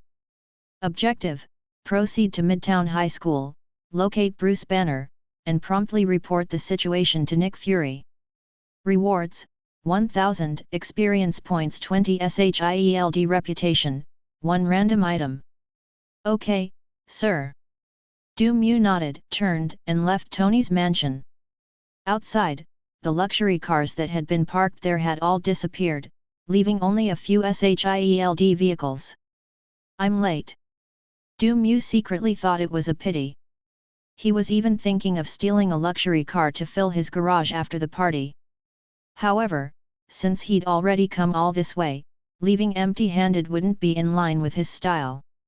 A few minutes later, having arranged everything, Nick Fury strode out of the mansion, habitually took out his car keys, and prepared to drive back to headquarters. Then, he froze. All he saw was an empty space in front of him. His car, which had been parked in the most conspicuous spot by the entrance, had vanished. Nick Fury, No, where the hell is my car? At this moment, Peter was in a very bad mood. In the corridor not far away, a man and a woman were oblivious to their surroundings, carrying out a project to exchange microbial flora with genetic material carriers. One is Lightning, the school bully who often harasses him, and the other is Mary Jane, his ideal woman and neighbor. Seeing his goddess being treated so badly, Peter felt an indescribable pain. What a well-matched couple! A voice suddenly rang in Peter's ear. Where did this blind man come from? Peter turned around and saw Du Mu standing beside him, dressed casually. It's you. The one from the alley. Before he could finish speaking, Peter swallowed the rest of his words. That was close. I almost got exposed. Peter recognized the man in front of him as the ruthless guy he had encountered in the alley not long ago. He appeared as Spider-Man, so the other party probably didn't recognize him. Du Mu didn't expose Peter, but asked curiously, judging from your expression, you seem quite interested in that couple. Peter chuckled dryly, no. You can fool your buddies, but don't fool yourself. Your eyes have already given you away. You actually like that red-haired girl and the pale-skinned PE guy next to her, right? Peter. Just kidding, but take my advice, that girl isn't right for you. Du Mu wasn't just making things up. He glanced at Mary Jane's profile and realized the girl's reputation was rather questionable. Peter asked instinctively, why? Du Mu chuckled and said, isn't it obvious? This girl is obviously a green TB*TCH. She flirts with all the guys around her, casting a wide net. If you become her boyfriend, you'll be lucky. You'll get to wear a green hat for free every day. Upon hearing his goddess being slandered, Peter immediately became displeased. Mary Jane is not that kind of person. I'm her neighbor, and she has never flirted with me. Du Mu. He didn't speak, but patted Peter on the shoulder sympathetically. Everything was understood without words. Peter looked confused. Wait, who are you? Du Mu said, my name is Du Mu, and I'm a new sports student at the school. Peter asked in surprise, "You're a student too?" "What, do I not look like it?" Peter's lips twitched. "Which student is as fierce as you, pulling out a gun at the drop of a hat and turning people into Bakugan?" Peter retorted, "I think you're more like a writer, you're so good at making up stories." He always believed Mary Jane wasn't a manipulative woman, just like a simp always believes his goddess really went to take a shower and go to sleep. Du Mu exclaimed in surprise, "Ah, how did you know I used to be an author?" "It's just that I abandoned my novel later and was chased by readers who sent me razor blades. I accidentally discovered that I was incredibly fast, so I switched careers and became a physical education student." Peter. At that moment, Peter seemed to suddenly sense something and abruptly turned his head to look out the window of the teaching building. Du Mu followed his gaze and saw several fully armed soldiers rushing into the campus, with more than a dozen military tactical vehicles parked around the perimeter. Clearly, General Ross's operation has already begun. The people at the school noticed this unusual situation and were filled with confusion and unease. "What's the situation? Terrorists have infiltrated the school?" Before they could even figure out what was going on, the shrill sound of the school's loudspeaker blared, "Everyone evacuate the school immediately. Attention, this is not a drill. I repeat, this is not a drill." Upon hearing the announcement, the crowd erupted in panic, rushing out of the school in terror. "Du Mu, let's go quickly." Peter was relieved to see Mary Jane and Lightning running away together, and then kindly turned back to remind Du Mu. Du Mu waved his hand, "It's okay, I'm a physical education student. Even if something happens, I'll just get a scrape at most." "Peter!" Roar! Just then, a roar like that of an ancient ferocious beast suddenly exploded, instantly sweeping across the entire campus. At the same time, a violent sonic wave, accompanied by a visible shockwave, spread out. The glass windows in the teaching building corridor shattered with a loud crash, scattering shards of glass everywhere and eliciting terrified screams. The next moment, a huge green figure broke through the obstacle and appeared in everyone's sight. It stands nearly 3 meters tall, covered in a very healthy and refreshing dark green, wearing only a pair of loose purple underwear, revealing its bulging muscles, which are clearly not the result of eating protein powder. Those green eyes, burning with endless rage, were fiercely scanning the fleeing crowd before them. NPC, Bruce Banner, Hulk. Codename, Hulk. Fav ability, 0. Review, Loki's Nightmare, the epitome of underwear, the sun is setting, use with caution if you're not Black Widow. Status, transforming. PS, thank you all for your support. I'll continue to ask for your monthly votes in the new month. End of this chapter. Chapter 37 Mary Jane and Number 039, S Summoned Beast, Spider-Man. Chapter 37 Mary Jane's Summoned Beast, Spider-Man. My God! What the hell is this thing? Weird, monster. Run! Run!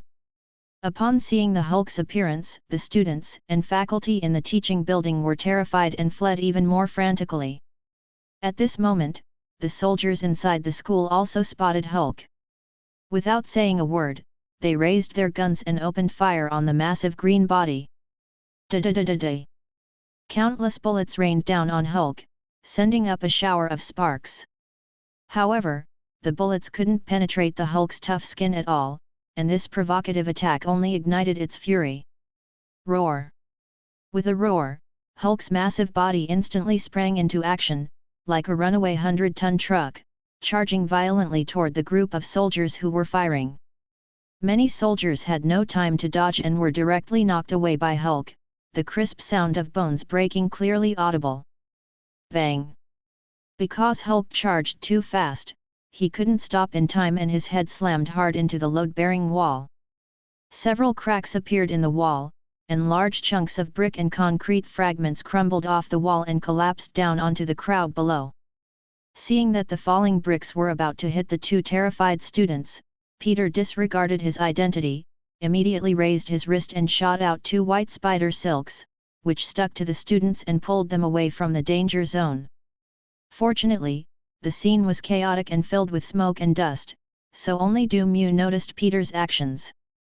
After rescuing the student, Peter quickly turned and ran away, pulling open his shirt to reveal his Spider-Man uniform underneath. Mew knew the other person was disguised, so he ignored him and went to a corner to dial Nick Fury's number. "Sir, I've located Bruce Banner, but he's turned green and is currently engaged in fierce combat with General Ross's army. It's quite a battle." Mission: The Green Monster of Midtown High School completed. Rewards: 1000 XP, 20 SHIELD Reputation, Infinite Bottles Item. Infinite Bottles. After drinking, the bottle automatically produces new bottles of random alcohol. Fuck. Ross is insane. Nick Fury cursed angrily on the other end of the phone.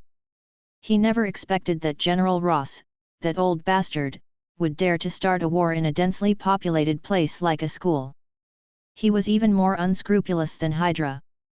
Nick Fury immediately ordered, "We absolutely cannot let General Ross take Bruce Banner away. If possible, stop him. Most importantly, we must not let him harm innocent people. Bruce Banner is a key figure in his Avengers plan. If the opponent causes a large number of civilian casualties while in a berserk state, then even he can't save Bruce Banner." NPC Nick Fury has issued a new mission. Mission: Hulk's Wrath. Objective: prevent General Ross from taking Bruce Banner away and prevent the Hulk from causing innocent casualties. Rewards: 3000 experience points, 50 SHIELD reputation, 1 random piece of equipment, 2 random item. Understood, sir. Also, is my car yours?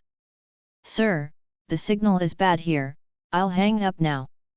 Before Nick Fury could finish speaking, Mew abruptly hung up the phone. In the short time he was on the phone, more soldiers had already poured into the teaching building. Using the cover and corridor terrain, they launched a more intense tactical attack on Hulk, with gunfire and explosions ringing out incessantly. Roar! Hulk was extremely annoyed by the annoying attacks. He raised his enormous fist and smashed it hard against the floor beneath his feet, his massive body leaping directly to the next level. What? A piercing scream suddenly rang out. Its volume was so loud that it instantly drowned out the Hulk's roar. Even the furious Hulk was stunned for a moment. Looking down, he saw Mary Jane, who had gotten separated from her boyfriend, standing at his feet, staring at him with a look of horror. Ah! Seeing Hulk's gaze fixed on her, Mary Jane's scream rose several octaves again. Roar! Hulk roared back angrily. The woman's scream was even louder than his shout. However, what Hulk didn't know was that Mary Jane's screams were actually a superpower. It will be triggered automatically whenever danger is encountered. The next moment, a pair of size 42 feet were imprinted directly on Hulk's huge green face. Bang! A dull thud resounded. Caught off guard, Hulk was kicked backward and flew backward, crashing heavily into the wall behind him. But Hulk is tough and resilient. He shook his dazed head and quickly got up from the ground, staring intently at the red and blue figure blocking Mary Jane's path. This person was none other than Peter the Spider Demon, who had just changed his clothes and was summoned by Mary Jane's screams. "Hey, big green guy, you look really angry. Is it because your back is itchy and you can't scratch it? Don't worry, your friendly neighbor Spider-Man is always ready to help." After changing into the Spider-Man suit, Peter's mouth became noticeably more shriveled. Roar! Hulk responded with a roar and swung his fist at Peter and Mary Jane. Peter reacted extremely quickly, grabbing Mary Jane the instant the fist landed and leaping to the side and back. "Run! Get out of here! As far away as possible!" Mary Jane nodded, her eyes glazed as she looked at the figure protecting her.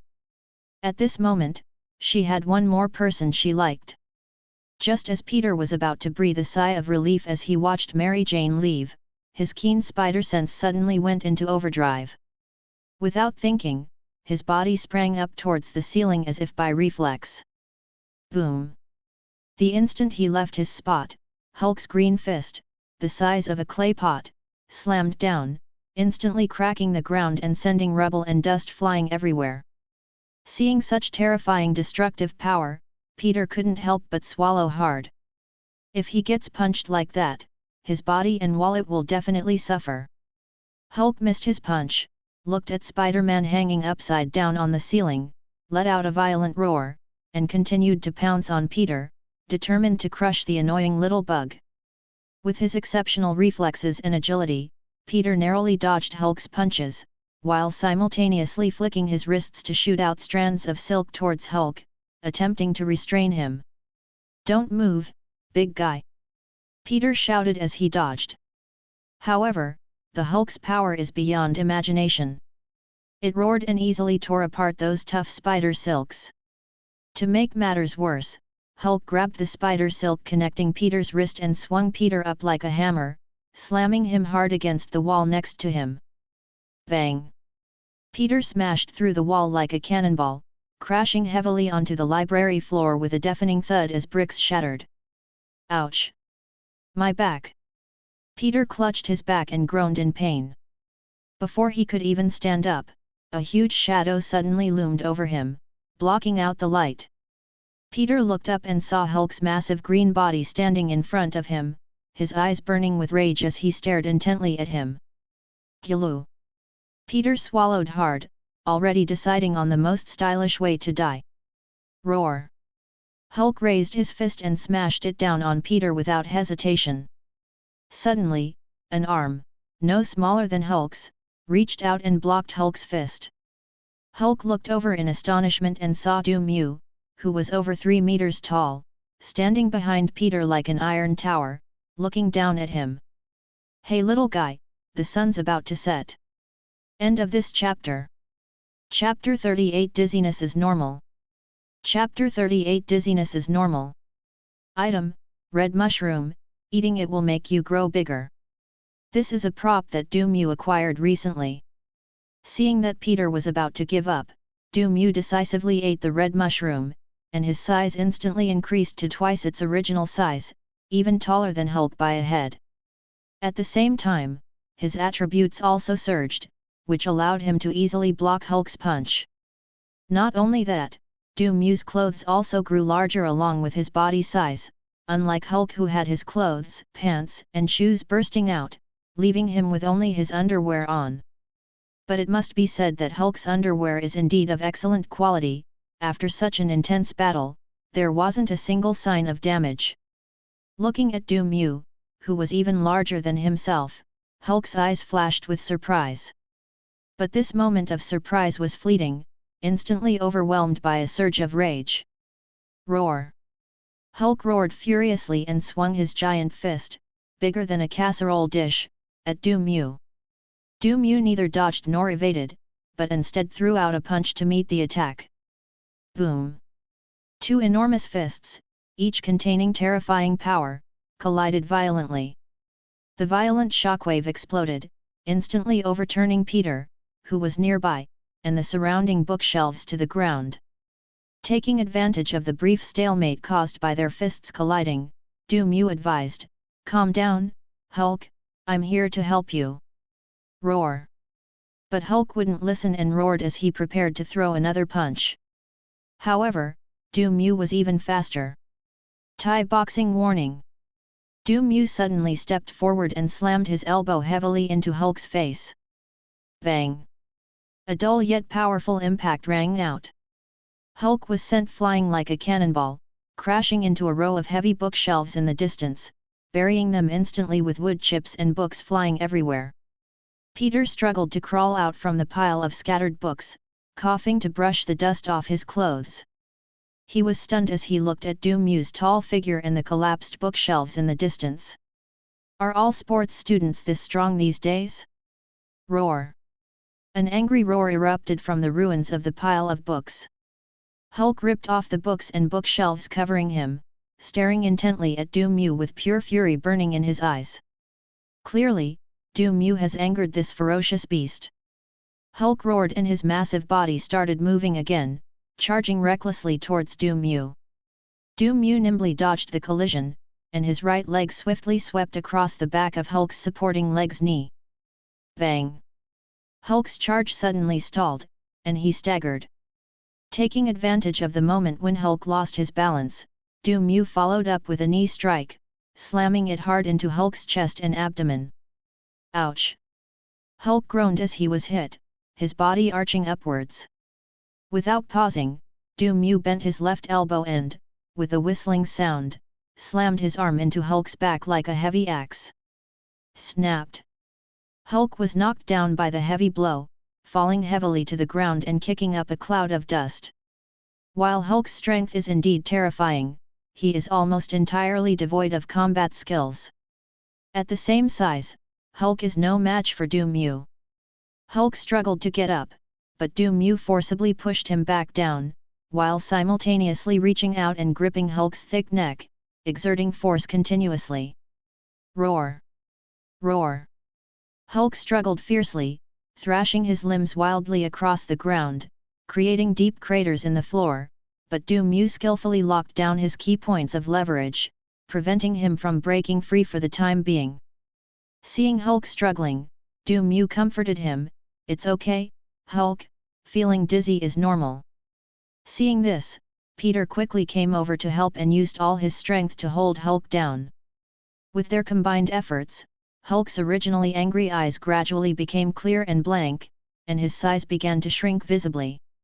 Hulk quickly transformed back into his human form, Bruce Banner. "It's just the right time." After Du Mu finished speaking, his body size returned to normal. The red mushrooms have an expiration date.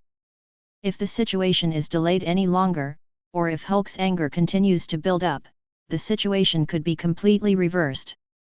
"Cool, is this your superpower?" Peter asked enviously.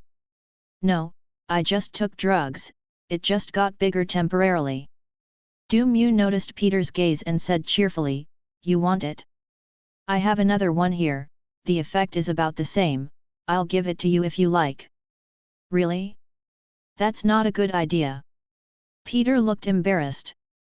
"It's fine, I don't need this anyway." Du Mu took out a blue pill from his game inventory, casually tossed it to Peter, and reminded him, "Remember this, when you feel listless and weak, use this pill, and it will guarantee you regain your vigor instantly." Peter took the blue pill and carefully put it in his pocket. "I understand, this is a trump card that can only be used in critical moments." It seems you understand it quite well." While the two were talking, Bruce had already woken up. He slowly opened his eyes and looked around in confusion. "Are you awake?" Du Mu suddenly moved closer to Bruce. Bruce was startled and asked, "Who are you?" Du Mu said, "I am Du Mu, and I am here to help you escape." "Help me escape?" Bruce had no memory of the Hulk's transformation. Noticing that he was still inside Midtown High School, he exclaimed in surprise, "The Hulk didn't escape? Did Ross defeat it?" "Oh no, I'm the one who knocked it down." Bruce was speechless for a moment, somewhat incredulous. He was well aware of the Hulk's terrifying destructive power, even General Ross's army would have little chance of posing a real threat to the Hulk. This man in front of me actually managed to defeat the Hulk.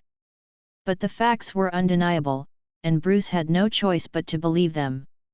"Thank you for stopping Hulk." Bruce didn't blame Du Mu for preventing his escape, instead, he was filled with gratitude. If the Hulk is left unchecked, who knows how much destruction it will cause and how many people will die. This is absolutely unacceptable to Bruce, otherwise he wouldn't have gone to such lengths to get rid of the Hulk. Du Mu waved his hand, "It's nothing, let's talk about it after we leave here. Guys, I have to warn you, the army outside has now surrounded the school, and it will probably be difficult for you to escape." Peter, seeing that Bruce didn't seem like a bad person, kindly offered a warning. Du Mu chuckled, "Don't worry, I have a shortcut to leave here." 10 minutes later. More than a kilometer away from Zhongcheng High School, Du Mu and Bruce emerged from underground. Your pickaxe is amazing. Bruce stared in shock at the diamond pickaxe in Du Mu's hand. No, your Hulk is more amazing. Du Mu also didn't know where the weight that Bruce generated out of thin air after transforming into the Hulk came from. Could it be photosynthesis? After all, Hulk is so green. End of this chapter. The boss who appears in chapter 39 with less than 2 words. The boss who appears in chapter 39 with less than 200 words. Mission Hulk's Wrath completed. Rewards: 3000 XP, 50 SHIELD reputation, spark gun equipment, invincible gadget, invisibility potion gadget. Equipment: hormone gun, fires multiple tracking healing bullets to slowly heal the target while temporarily suppressing various abnormal statuses. Item: flawless. Flawless allows for one random attack, which can be countered by flawless, or can be countered by flawless. Item: invisibility potion. After use, the entire body becomes invisible for half an hour. This reward is quite good. Du Mu was very satisfied, especially with its flawless design, which could block any attack without taking any damage, making it a god-level item. I'll give that game a good review when I get back. Could you please find me some clothes? Bruce asked somewhat awkwardly. Because of Hulk's transformation, Bruce's underwear became XXXXXXL, and he had to hold it up with his hands to prevent it from slipping down when he walked. I see. Come with me. Du Mu nodded and turned to walk towards a nearby alley. Bruce was confused, but he followed anyway. Soon, they encountered several thugs in the alley.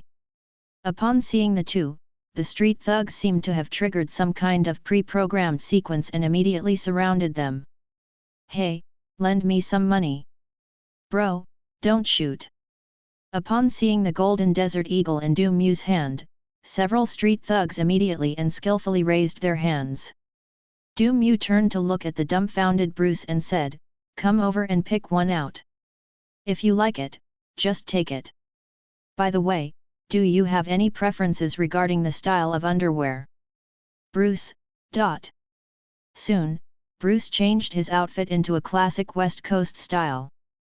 Bruce then said he had to leave because he had something very important to do. Seeing Bruce's resolute attitude, Du Mu dialed Nick Fury's number and relayed Bruce's words to him. Nick Fury thought for a moment, "Let him go, and I'll have him monitored for everything he does afterward." "Okay, sir." "And my car?" Du Mu promptly hung up the phone. No way, he can't just take back the car he drove off with, not even the director of SHIELD. The next day, Du Mu was at home engrossed in reading a comic book. He accidentally discovered that DC Incorporated actually existed in this game world. It's worth noting that DC and Marvel are notorious rivals, as both are superhero companies and competition is inevitable. As a result, a DC comic book appeared in a game set in the Marvel universe. Is this considered a game Easter egg? To be honest, Du Mu knows DC quite well, especially their flagship character, Superman. In his era, DC had already rebooted the universe for the 28th time and was about to make a new Superman, the prequel. Every year a new Superman movie is released, it's hard for Du Mu not to know about it. Out of curiosity, Du Mu opened a DC comic book and ended up spending half a day reading it. He discovered that DC's superheroes shared some similarities with the superheroes he encountered in this game world. Especially Batman and Daredevil. Also guarding a chaotic area, wearing a pointed ear balaclava, they prefer to appear at night. Moreover, they also have an insurmountable underlying code, or rather, a bottom line, the principle of not killing. Matt, however, isn't as wealthy as Bruce Wayne. After fighting criminals at night, he still has to go to work to earn money in the morning, which is heartbreaking to think about. However, speaking of which, Batman's nemesis, the Joker, does have a bit of a gamer feel to him. That's insane enough. Just as Du Mu was engrossed in reading, the system's voice suddenly rang out. Attention players, the boss event has officially begun. Objective, defeat Whiplash Ivan Vanko. Rewards, depends on the damage dealt to the boss, the higher the damage, the richer the reward. Mew raised his eyebrows. Who secretly activated the boss? New York, Stark Expo. Tony, clad in his Iron Man suit, sped through the air. Behind him, a dozen steel soldiers followed closely, continuously firing at him. Leading the charge was his friend, Colonel Roddy, now a war machine. Boom! Tony narrowly avoided a missile and shouted to Roddy through his intercom, "Roddy, are you sure this isn't a personal grudge?" Roddy said helplessly, "Ivan Vanko hacked into Hammer Industries' system and took control of this suit of armor. What can I do?" Hearing this, Tony's lips twitched. "You shouldn't have allowed Hammer Industries to touch your armor. Don't you know their system is like a public toilet, anyone can walk in?" Apart from Roddy's war machines, all the other steel soldiers were made by Hammer Industries, crafted by that Russian man named Ivan Vanko. This guy had previously attacked Tony on the F1 circuit in Monaco, nearly electrocuting him. Now, he has taken control of the war machine and other steel soldiers to collectively besiege Tony, determined to kill him. Fortunately, thanks to Mew's life-saving efforts, Tony had enough time to research a new energy source to replace palladium, giving his armor a more abundant energy supply and preventing him from being worn down by these steel soldiers. Just then, Tony heard Natasha's voice, "I've hacked into Hammer Industries' system and am preparing to reboot Colonel Roddy's armor." Tony was secretly pleased. "Well done, Agent Romanoff." He was right after all, Hammer Industries' system is a toilet. To prevent Roddy from crashing, Tony immediately controlled his armor to land in the simulated ecological park below, with the iron soldiers behind him swooping down in quick succession. As soon as the war machine landed, Tony shouted, "Now!" The next moment, the war machine's system rebooted, finally releasing Ivan from control. Tony and Roddy exchanged a glance, and without saying a word, immediately turned their guns and opened fire on the other steel soldiers. Boom! Boom! Boom! Explosions sounded one after another. Soon, under the combined attack of Tony and Roddy, these steel soldiers were blasted into a pile of smoking scrap metal. However, their armor was also severely damaged, its surface charred black and riddled with bullet holes, making them look extremely disheveled. Before Tony could even catch his breath, Jarvis's voice suddenly rang out, "Sir, there is a high energy fluctuation in the sky, with readings far exceeding the peak of the Iron Soldier. Ivan Vanko." Tony knew who it was without even thinking. Sure enough, a few seconds later, a massive steel-armored vehicle descended from the sky and crashed heavily in front of them. The enormous helmet slowly opened, revealing Ivan's unkempt face. He looked down at Tony Stark and said in broken English with a Russian accent, "It's good to be back." With such a dashing entrance, Ivan expected to see Tony's shocked expression. However, he found Tony looking at him with a strange expression. Ivan frowned. "Stark, are you scared out of your wits?" Tony suddenly noticed someone's figure in the distance, and his lips twitched. "Have you ever heard the saying? What? Who pilots a mecha without wearing a helmet?" Boom! Before Ivan could understand what was happening, a gunshot rang out. Then, there's no after that. Under Tony's helpless gaze and Roddy's bewildered stare, Ivan's imagination ran wild, and he and his newly forged Whiplash armor crashed heavily to the ground. A legendary supervillain. He was gone in less than 10 seconds. Thank you to reader for the donation. End of this chapter. Chapter 40. Are you here to apply for a researcher position or a combatant?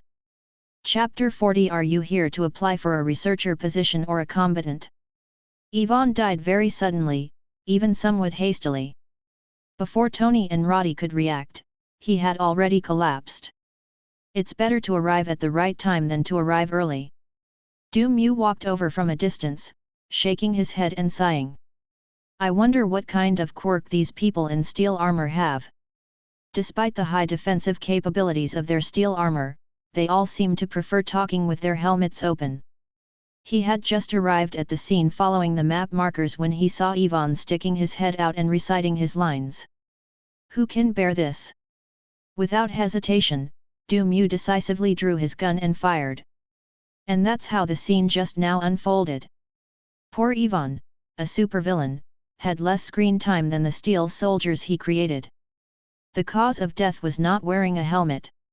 Tony and Roddy's lips twitched slightly as they looked at Ivan's dead body. They secretly vowed that from now on, as long as they were wearing armor, they would never take off their helmets. Just as Mew walked up to Ivan, the system's voice rang out. You have successfully defeated the boss Whiplash Ivan Vanko.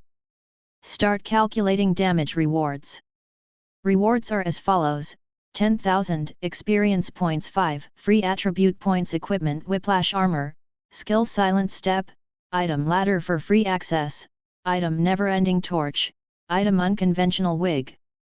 Equipment, Whiplash armor, a steel armor crafted by Ivan Vanko, equipped with 2 powerful energy whips.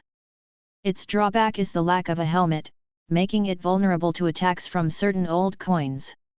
Note: the built-in self-destruct system has been removed, please use it with confidence. Skill, Silent Step, when activated, your movements will be silent. Item, ladder, with this ladder, you can enter any area without encountering any obstacles. Item, an everlasting torch, a pixel-style torch with flames that never go out. Item, unconventional wig, wearing it will reduce the number of enemies you see by half, greatly increasing your courage. The next second, Ivan's whip armor suddenly disappeared. Mew was speechless for a while. Wow, you're doing on-site reporting, hey? Seeing Tony and Roddy looking at him, Mew immediately explained, don't look at me, I didn't do it. Just say so. Tony chuckled, becoming even more convinced that Mew had stolen his reactor last time. As an agent of SHIELD, there are basically no holidays. Whenever you have free time, there's always a slave owner around urging you to work. Although the slave owner was a black man. Mew was watching a Batman movie at home when he received a call from Nick Fury. Agent Mew, I need you to infiltrate the Osborn Corporation to investigate Norman Osborn's secret experiments in cooperation with the military. Mission: investigate the Osborn Corporation. Objective: infiltrate the Osborn Corporation to investigate Chairman Norman Osborn's secret experiments in collaboration with the military. Rewards: 1000 experience points, 20 SHIELD reputation, 1 random item. Mew asked curiously, why not Black Widow? Isn't she better at undercover work? Nick Fury explained, I've assigned Agent Romanoff other tasks, and Norman Osborn is an old man, not like Tony Stark. Anyway, this task is yours. Mew understood. Norman Osborn was old and frail, immune to Natasha's seductive charms, and not as easy to approach as Tony. Osborn Corporation, the largest biotechnology company in the United States, has a market value of hundreds of billions of dollars. Of course, biotechnology is only the main business of the Osborn Group. The Osborn Group has also achieved remarkable success in many other fields such as military, energy, and industry. Looking across the entire United States, only Tony Stark Industries can rival it. Mew drove to the Osborn building. It must be said, Nick Fury's car was indeed excellent, especially the air conditioning system. It was incredibly comfortable. This person really knows how to enjoy life.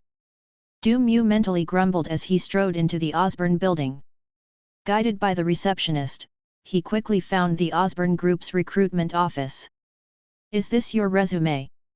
The Osborn Group recruiter looked at Mew's resume with a look of shock on his face. Male, an outstanding graduate of MIT, with a PhD, specializing in biochemistry, genetics, gene engineering, close combat, firearms, and stealth. Are you sure you're here to apply for a research position?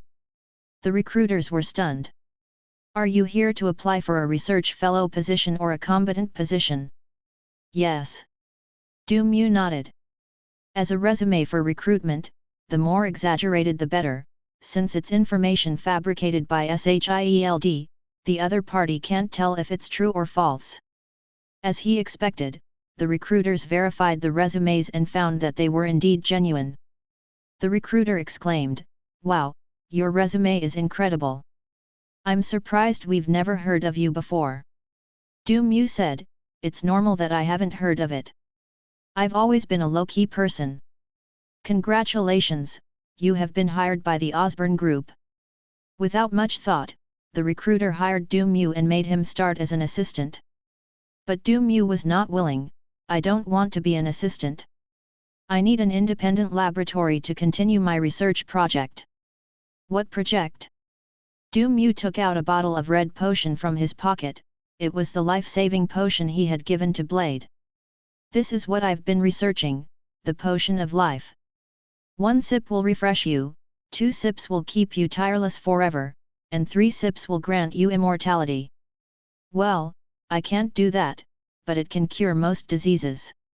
Hearing the sales pitch sound like it was for fake medicine, the recruiter asked suspiciously, "Are you sure it's really that miraculous?" "Of course, if you don't hire me, I'll go to Stark Industries next door. Tony Stark, that mustachioed guy, would be very willing to take me in." Upon hearing this, the recruiter immediately became serious and said, "Wait a moment, I need to ask for instructions." As he spoke, he immediately picked up the phone and contacted his superior. Not long after, an older man in a suit walked into the room. "Oh, Mr. Osborne." The job applicant was shocked. How did they end up hiring their own boss? Norman ignored him, his eyes fixed on Du Mu and the life potion in his hand. "You mean, this stuff can cure most diseases?" NPC, Norman Osborne. Codename, Green Goblin. Fav ability, 0. Review, Marvel Goblin, Spider-Man's nemesis and one of Peter's uncles. Status, suffering from a hereditary disease, with little time left. That's right. Looking at Norman's information, Du Mu chuckled and added, "Even if it can't cure terminal illnesses, it can effectively alleviate symptoms for hereditary diseases, allowing patients to return to a healthy state. Continued use can free them from the torment of illness." Hearing this, Norman seemed to see a glimmer of hope, but he remained outwardly calm. "Can I send this bottle for testing?" "Of course can." End of this chapter.